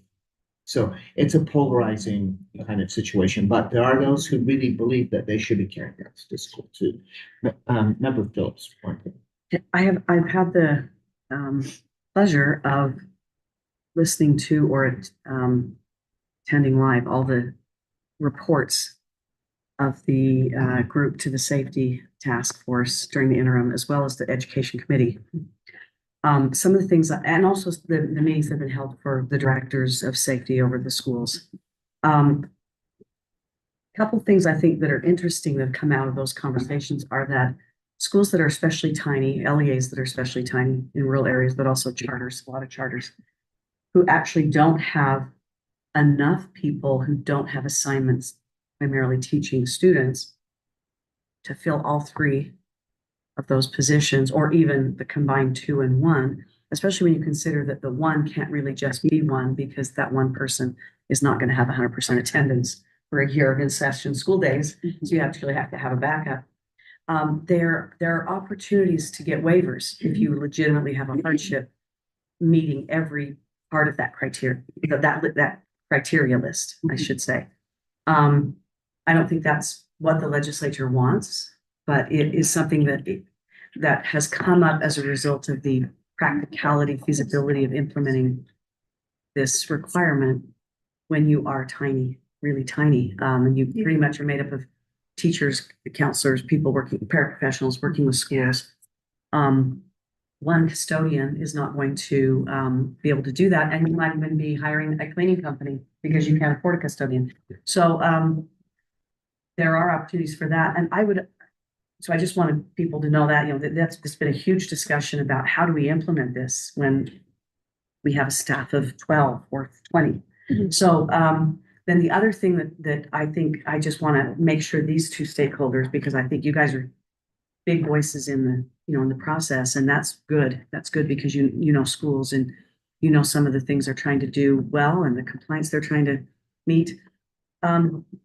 My worry is always, the example I sometimes give is, the schools and LEAs, charter schools and LEAs who were prescient enough to actually implement, for instance, full day kindergarten before it was actually paid for, were initially dinged for that when the law came in. They continued to pay it. When it came in as a pilot and a phase-in, they were not eligible to apply, right? Because so it's like they were actually punished for being, kind of on the cutting edge of innovation in that regard.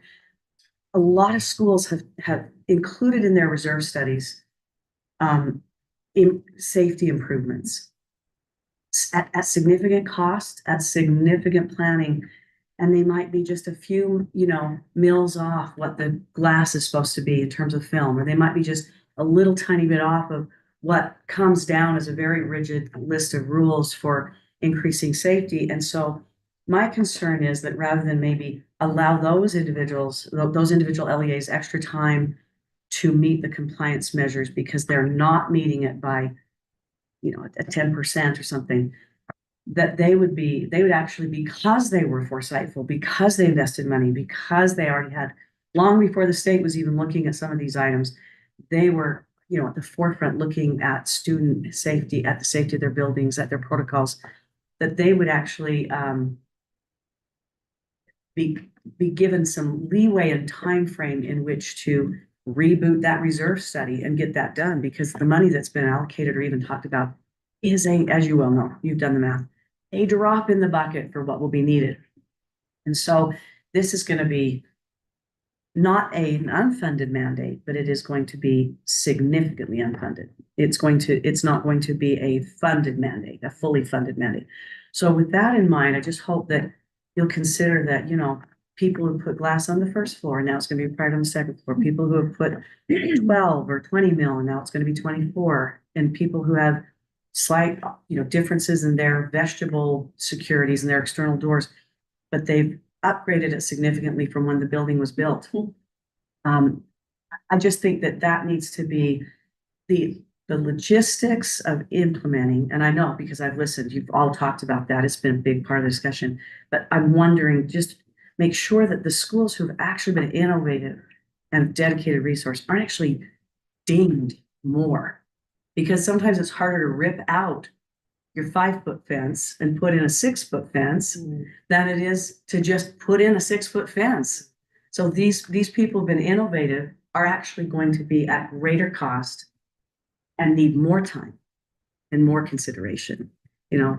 So I just wanted to make sure that got out there, because I think there's some real stuff going on there. Yeah, thank you so much for that.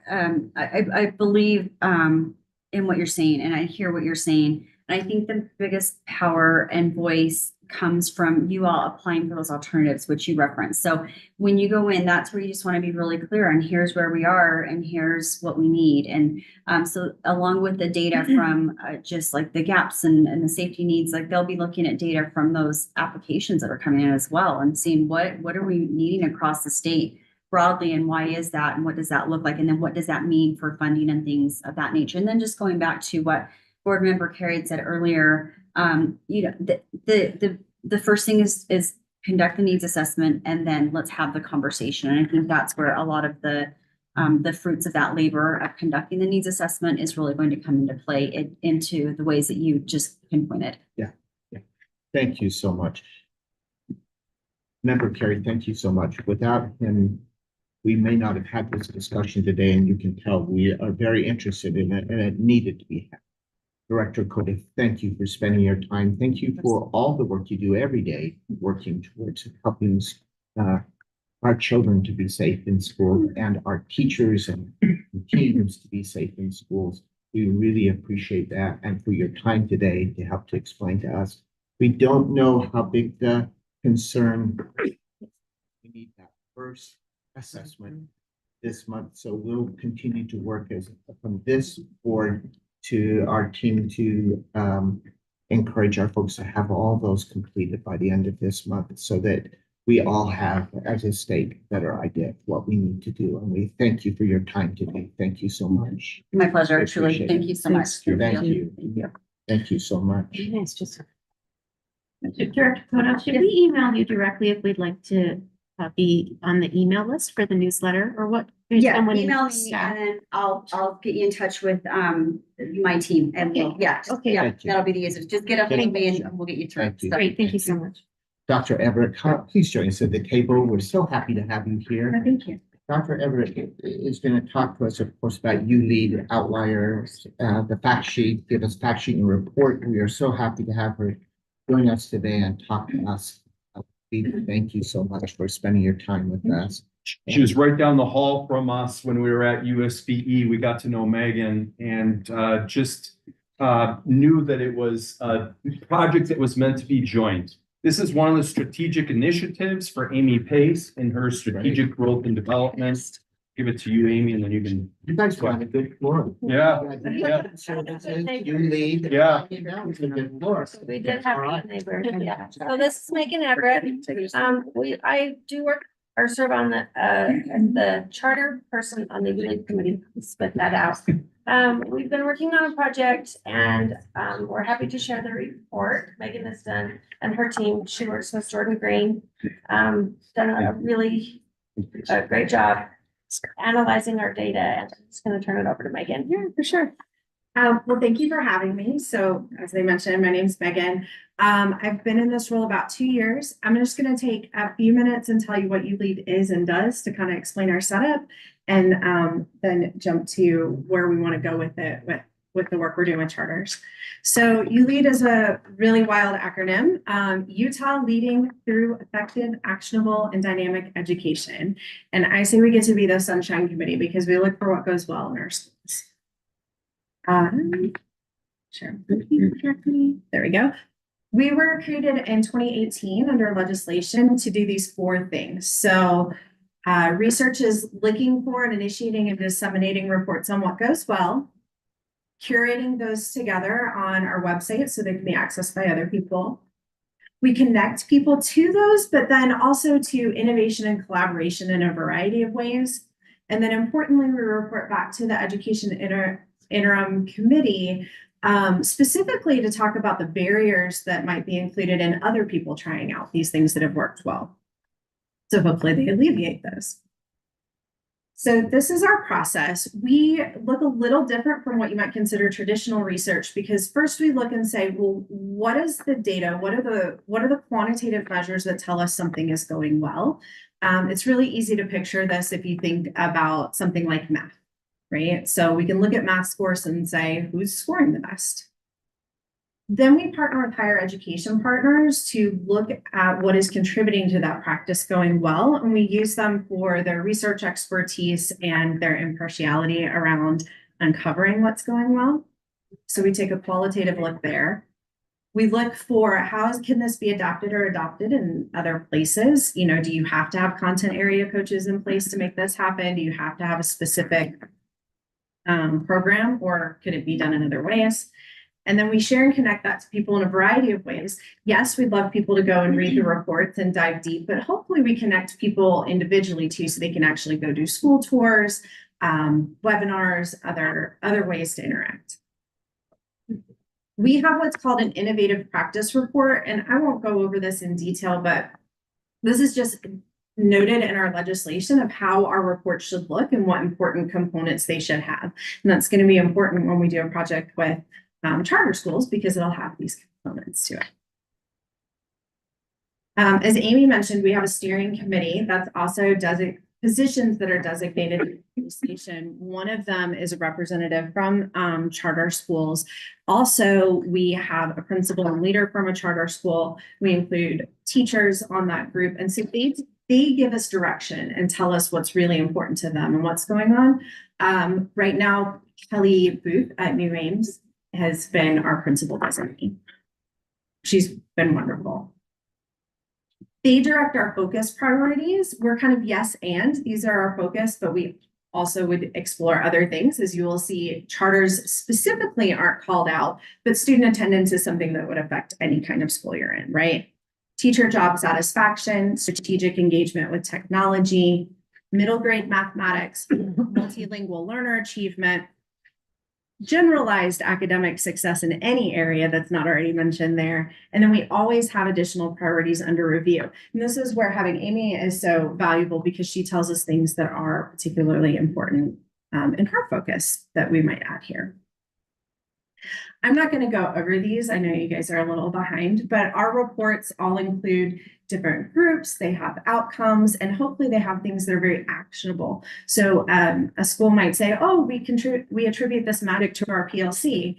Well, we also know there's probably PLCs happening at schools that aren't having great success. So we try to get in there and really suss out those differences at a very granular level so that somebody else could say, oh, this is one little change I could do. So these are just a few of the reports we've had recently. Attendance strategies. We have another one of those coming up with high school attendance, middle grade mathematics, and we had a video with that with UEN, which was really great. Supporting the science of reading, this person has also gone back and now they're going to look more specifically at individualized teaching practices in the classroom related to that. We had a webinar. Effective first grade literacy teaching teams. This team is now going back and looking at sixth grade mathematics teams. And again, a video and then a breakout of each of those kind of findings in detail. Here's some upcoming reports that we have. We have about 5 more that aren't listed here, and one of them is going to be pertinent to you. But in the next month or so, you can look for certified teacher librarians, those early literacy practices in detail I talked about, and principal job satisfaction that we've been working on. We have 2 cohorts. One of them is under the I3, the MTSS kind of redesign. The one I think you'll find really interesting is our middle grade mathematics. We've had, I think about half of our teams come from charter schools in this. They brought in their vertical teams around 6th grade. So some as young as 4th grade through 6, some up through 8. And they identified a problem of practice, and then they're working through the year to hopefully implement something that really works for them with support. And they're going to report all back on those in the spring. So we've had some great charter involvement there. Anytime we talk about ULI, we bring up this innovation education program, and we've had charters take particular access to this. So this was designed in legislation, and there are originally 2.5 million put towards it that will sit there until it's expended. An individual teacher, team, librarian, principal, whoever it is, can access up to $1,000 for something that they want to try out in their schools. We've had probably about 60 approved. There's about 50 examples sitting on our website. And even with these couples here, you can see Itinerus, Mazer, Prep, and Elevate Ed are all taking advantage of those in different ways with projects that they're trying. So it's a really easy, accessible thing. And you get approval at the local level. So in this case, they would go through their local charter board to gain approval. And that's all the approval that they need. So it's not like someone else can come in later and say, which is great. There's also this, which no one is taking advantage of right now, but I would share with you, exists. That is called the Regulatory Sandbox in Education. It's where you're able to reallocate specified funds and certain types of funds to support an innovative practice, and you can gain a waiver from board rule to be able to implement that. And so if that sounds interesting, it's sitting there and available to be put to use.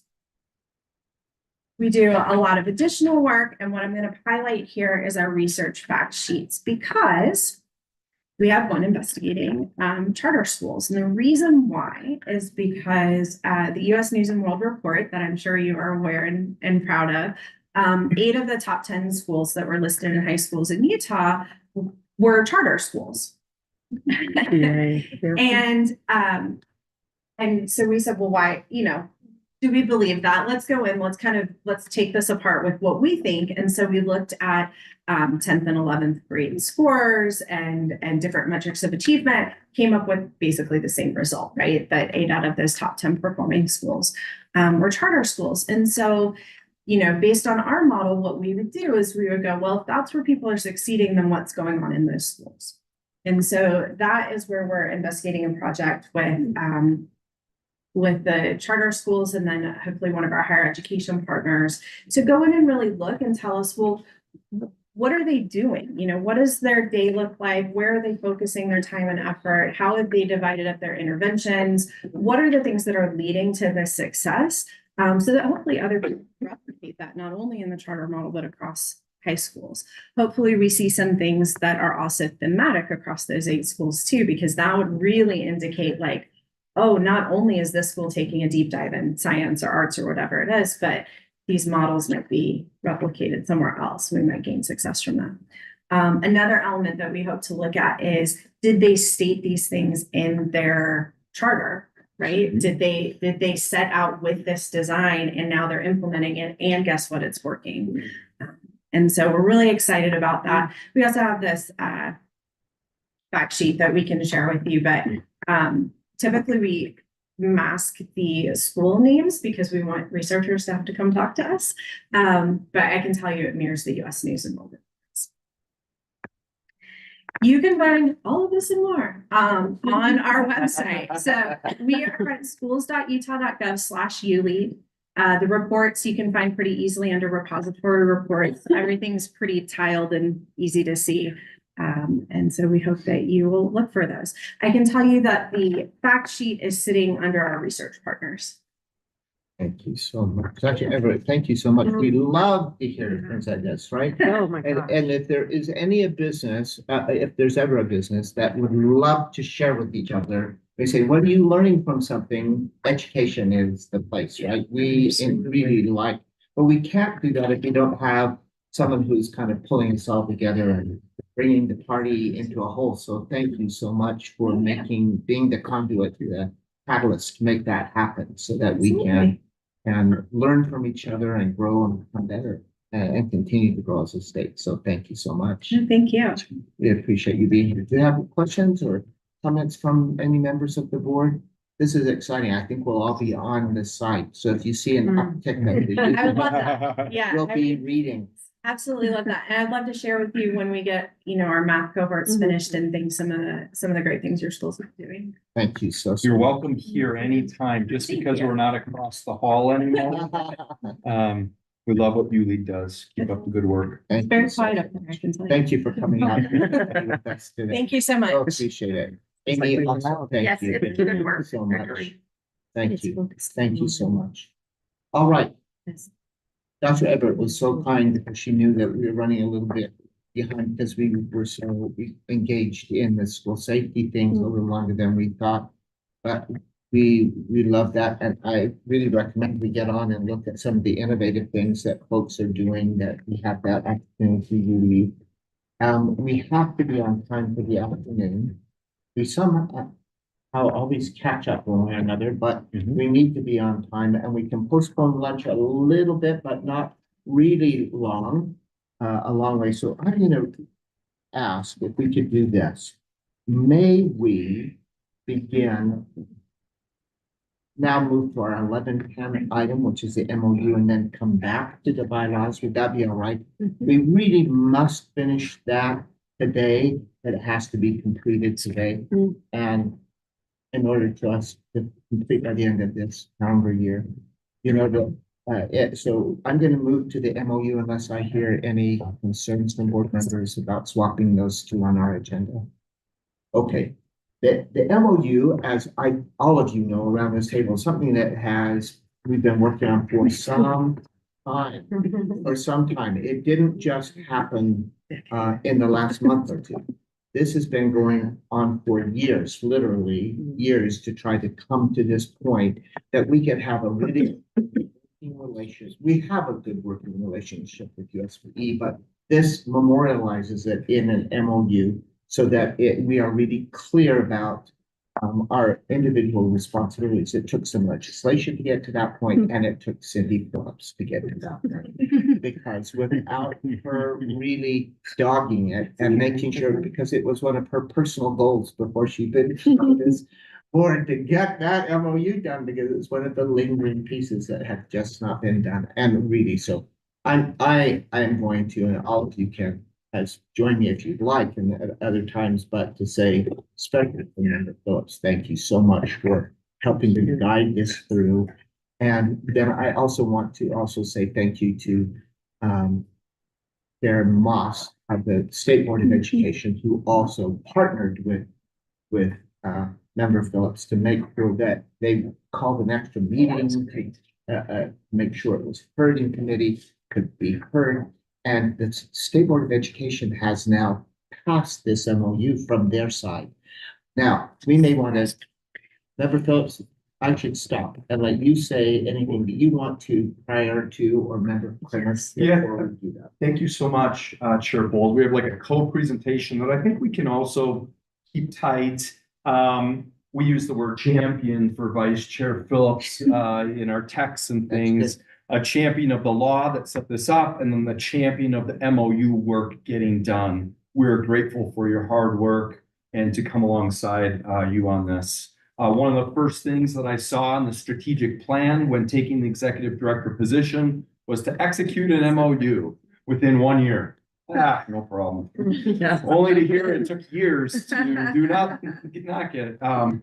And so, my part for starting this is we are so happy that the USBE came alongside this with us. Angie Stallings was huge when she was here.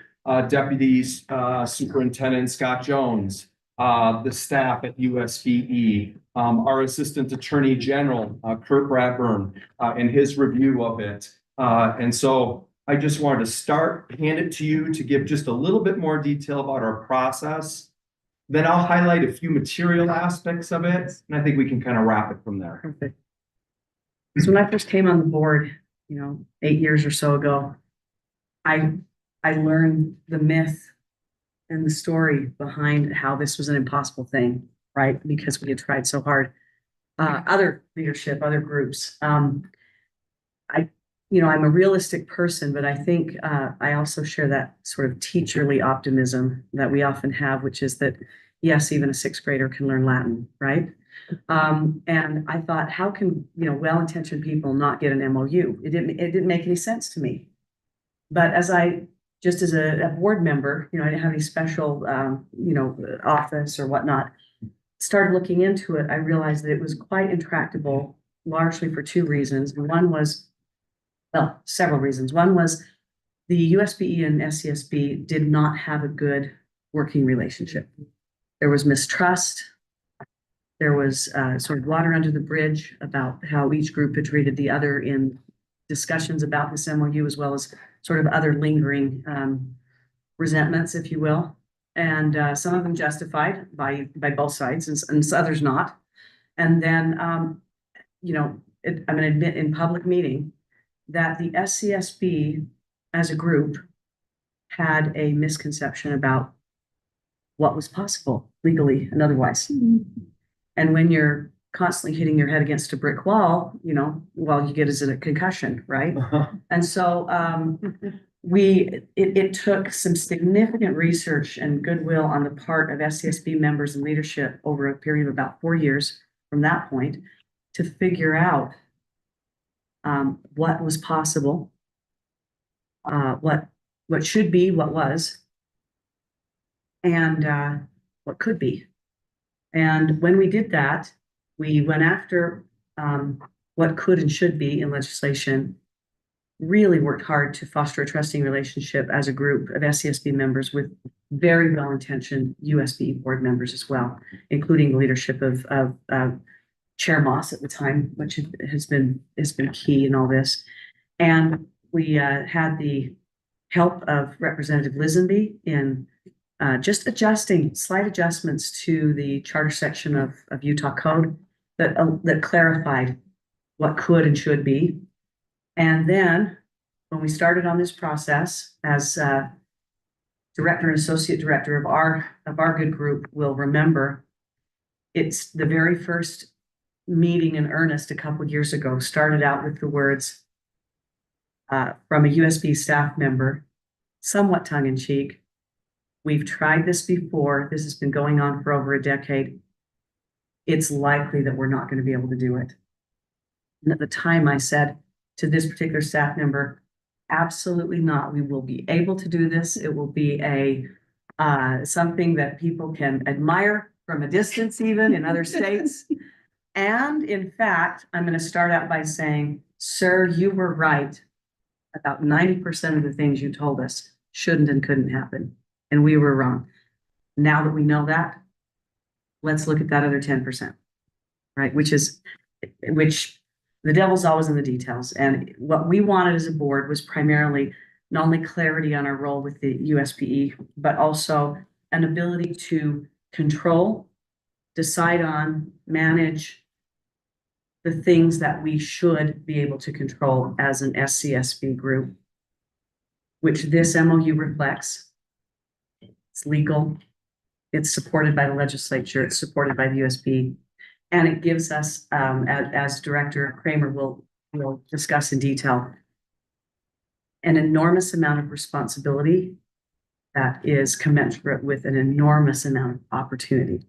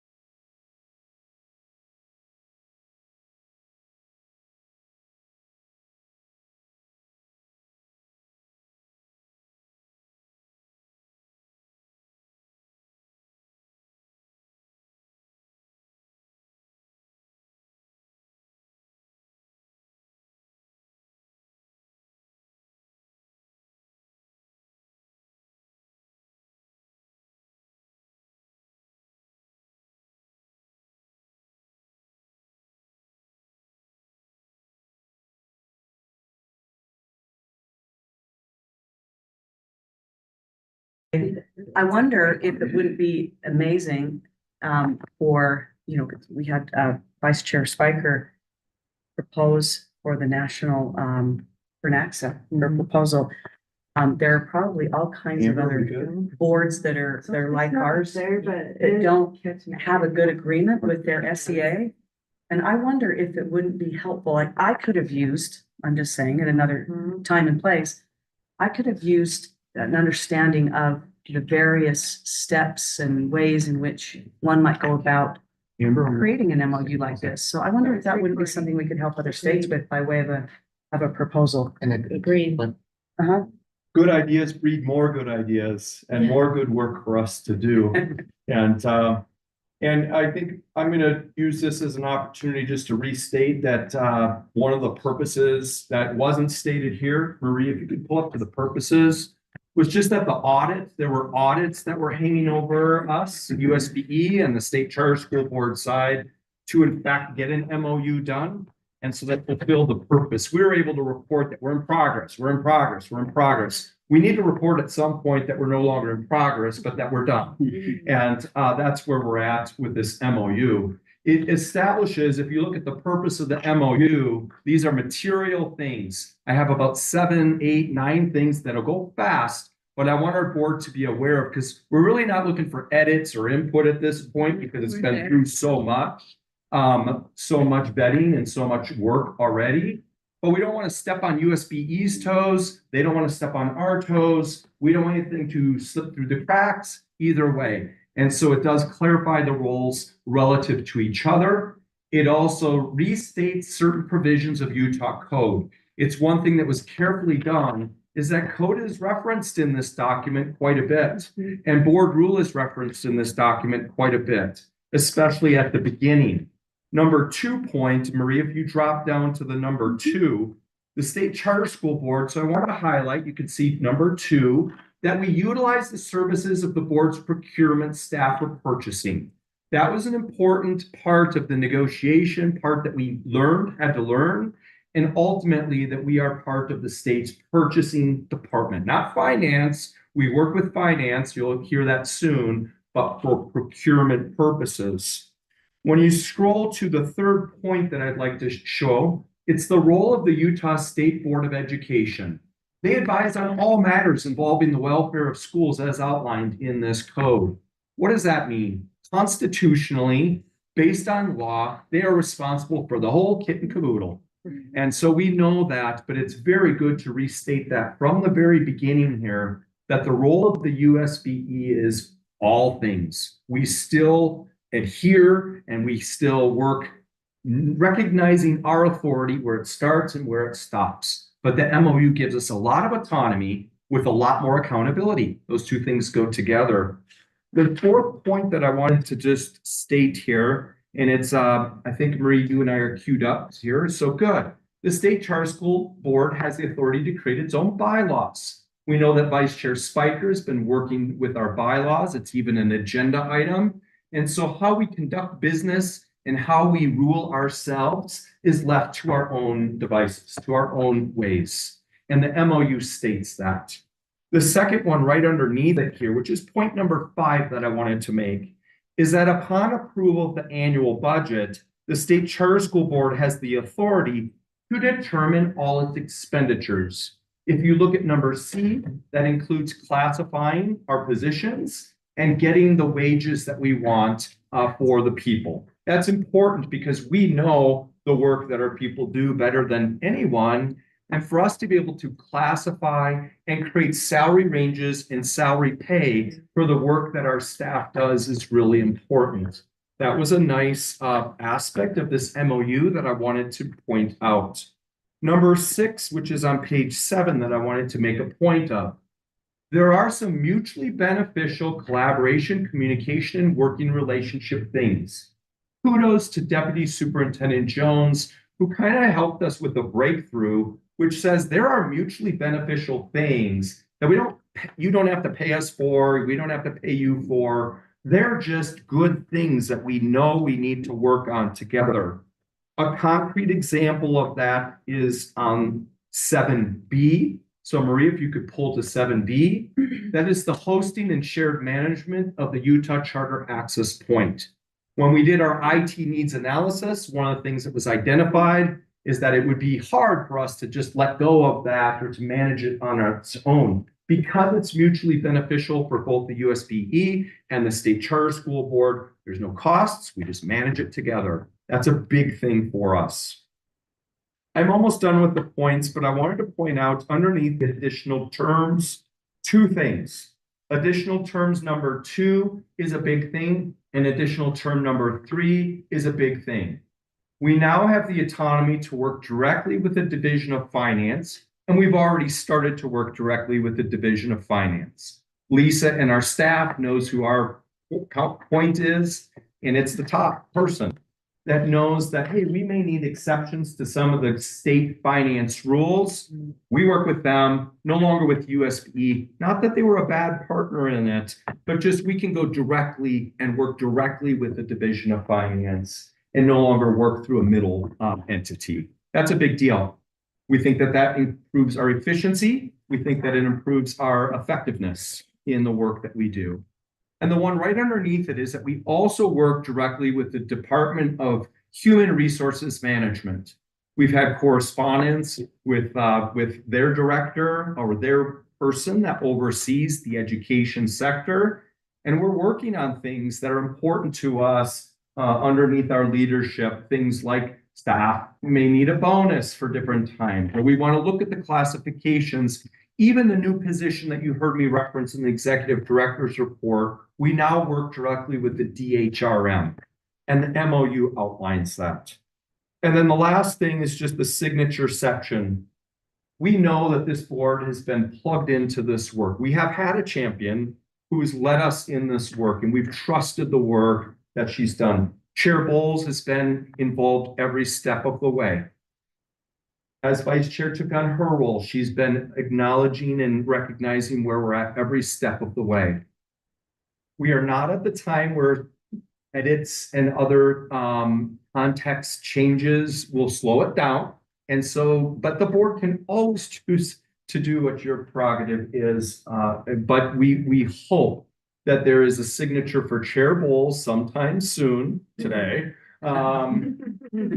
That represents, because the USBE side has already effectively approved this. Yeah. And for us to go back and say, okay, point number 7A, point letter 3I. That's a 3-month thing. We've been through this for years. We've been through this for months. We've been working really hard. We are very pleased with the result. And so with that, I think Vice Chair Phillips, I was going to give it back to you one more time, just to kind of guide our board towards what the next action could be. You know, I wanted to say, just so that the board doesn't have heartburn, either the USB or SCSB, one of the great sticking points for this MOU in its last years has been this tension between the USBE having oversight and being responsible for certain things and our desire for autonomy over certain things. And all of us who have worked in schools know that in public schools in Utah know that it sometimes has been frustrating when we are held responsible for things in schools that we cannot control. Like, for instance, how many kids take the RISE test in our LEA. We can't enforce it, but then we're dinged if it's not enough, right? Now, that was the position that we did not want to put the USBE in, and they did not want themselves to be in, where they were responsible, for instance, for oversight of our budget, but had no transparency or view on it. So one of the compromises, just to kind of give you a view into the process that we made, was to agree to come before the USBE, even though the budget is approved annually, and report monthly on our budget. And so our finance group will be working very closely with USBE, so they have a view on that budget throughout the year. And it also forces us into a position of making sure that we are spending on the proper line item or requesting for an exception and a change. So when we say we've collaborated, we have made sure that everything they need to fulfill their statutory obligation is in here, but everything we need to fulfill our statutory obligation is in here to the very, very best of our ability. And I think that's why it was unanimous with one abstaining at the USPE. And I'm hoping that it'll be unanimous from our board too. This is really a great, in a way, 25-year-long process in many ways for us to come to a clarity about the relationship on behalf of public school students for our two boards. So I'm encouraging, of course, that we vote to approve. So we maybe will I'll have you continue in just a second with a formal request of action. Know that we, any of you, though I think everyone's been involved through the process we've shared along the way, but if there is anything, just like in the legislature, comes from the House and the Senate may make changes and has to go back for concurrence. I mean, it is possible for us to do it. It's also possible to amend to the future once this foundation is established, but really, board members, we want you to know that this is your document, so you have ownership of this, so you need to feel comfortable with where it is. But just so we can start any discussion or go from where we are, I'm gonna maybe go back to Member Phillips, and she may want to make a motion. I would love to make a motion. Thank you, Chair. I move that the State Charter School Board approve the memorandum of understanding already approved by the Utah State Board of Education in support of our continued collaboration and clarifying our relationships. The motion to approve acceptance of this MOU, do I have a second to that motion? I'll second. Second from Member Beeson. Any discussion to that motion? Not hearing any, I'll call for a vote. All those in favor of approving, I'm even going to do roll call vote because I think that's important in this case. So the motion is to approve the MOU as you have a copy that's as Member Phillips reiterated in her motion. So I'll go around the table. So Member Cisneros. Yeah. Member Olson. Yes. Member Spiker. Yes. Vice Chair Spiker. Member Phillips. Yes. Member Bassett. Yes. Member Biesinger. Yes. I will vote yes as well. So it is a unanimous approval to support that MOU, which has been, just as we head into our 25 in 25. It's so good to have after really. Yay. Thanks, so congratulations. That deserves a clap to our whole board. We really have just 1 minute before we should go through I know we have lunch and a holiday activity and some continued team building in the afternoon. So I'm going to recommend, but I would need a motion since it's on our agenda. Because we can extend till midnight, obviously. We could. Not Let's that do it. anyone wants it. I'm saying someone like to make a motion. I mean, I really. Potentially postpone our discussion of the bylaws. I'm gonna get Vice Chair Spiker because it's really is her agenda item that she's reading, but it couldn't be done in January. Long We as have to we have to postpone till The February. February's meeting. Start phonics. Is lunch here? If I may, I think that's a great motion. I would just like to ask that Vice Chair Spiker present to the board the recommendations that I have submitted to you. Yeah. Because I will not be on the board and I will not be there in person. I hope you will be there, and I'm gonna tell you why later, but. Okay, that's- well, I may be there in person, but I will not be in a position to present. I'd be, I'm comfortable, doing that, and I'll definitely reach out to you, Member Phillips, if you have any clarifying questions before that presentation. So, but we'd need a motion to postpone to February, so that means it would be a lead item on our agenda potentially in February, if we have a motion to that end. Would someone make a motion as you see fit relative to that agenda? Yeah, I'm glad to do it. I would just move that we postpone the information and action item on the agenda regarding updates to board bylaws until our February meeting. All right, a motion to postpone the bylaw discussion to our February meeting. So we now know we have at least one agenda item in that meeting. Do I have a second to that motion? And a second from member Bassett. All those in, oh, I should ask for discussion. Hearing no one wanting to discuss. All those in favor of the motion to move that item to February agenda, say aye. Aye. Aye, and that's a unanimous, yes. That motion passes, so we'll carry that. So we are, I think, at this point, ready for lunch, which is here, and a little bit of activity and some fun, a little bit of calendar year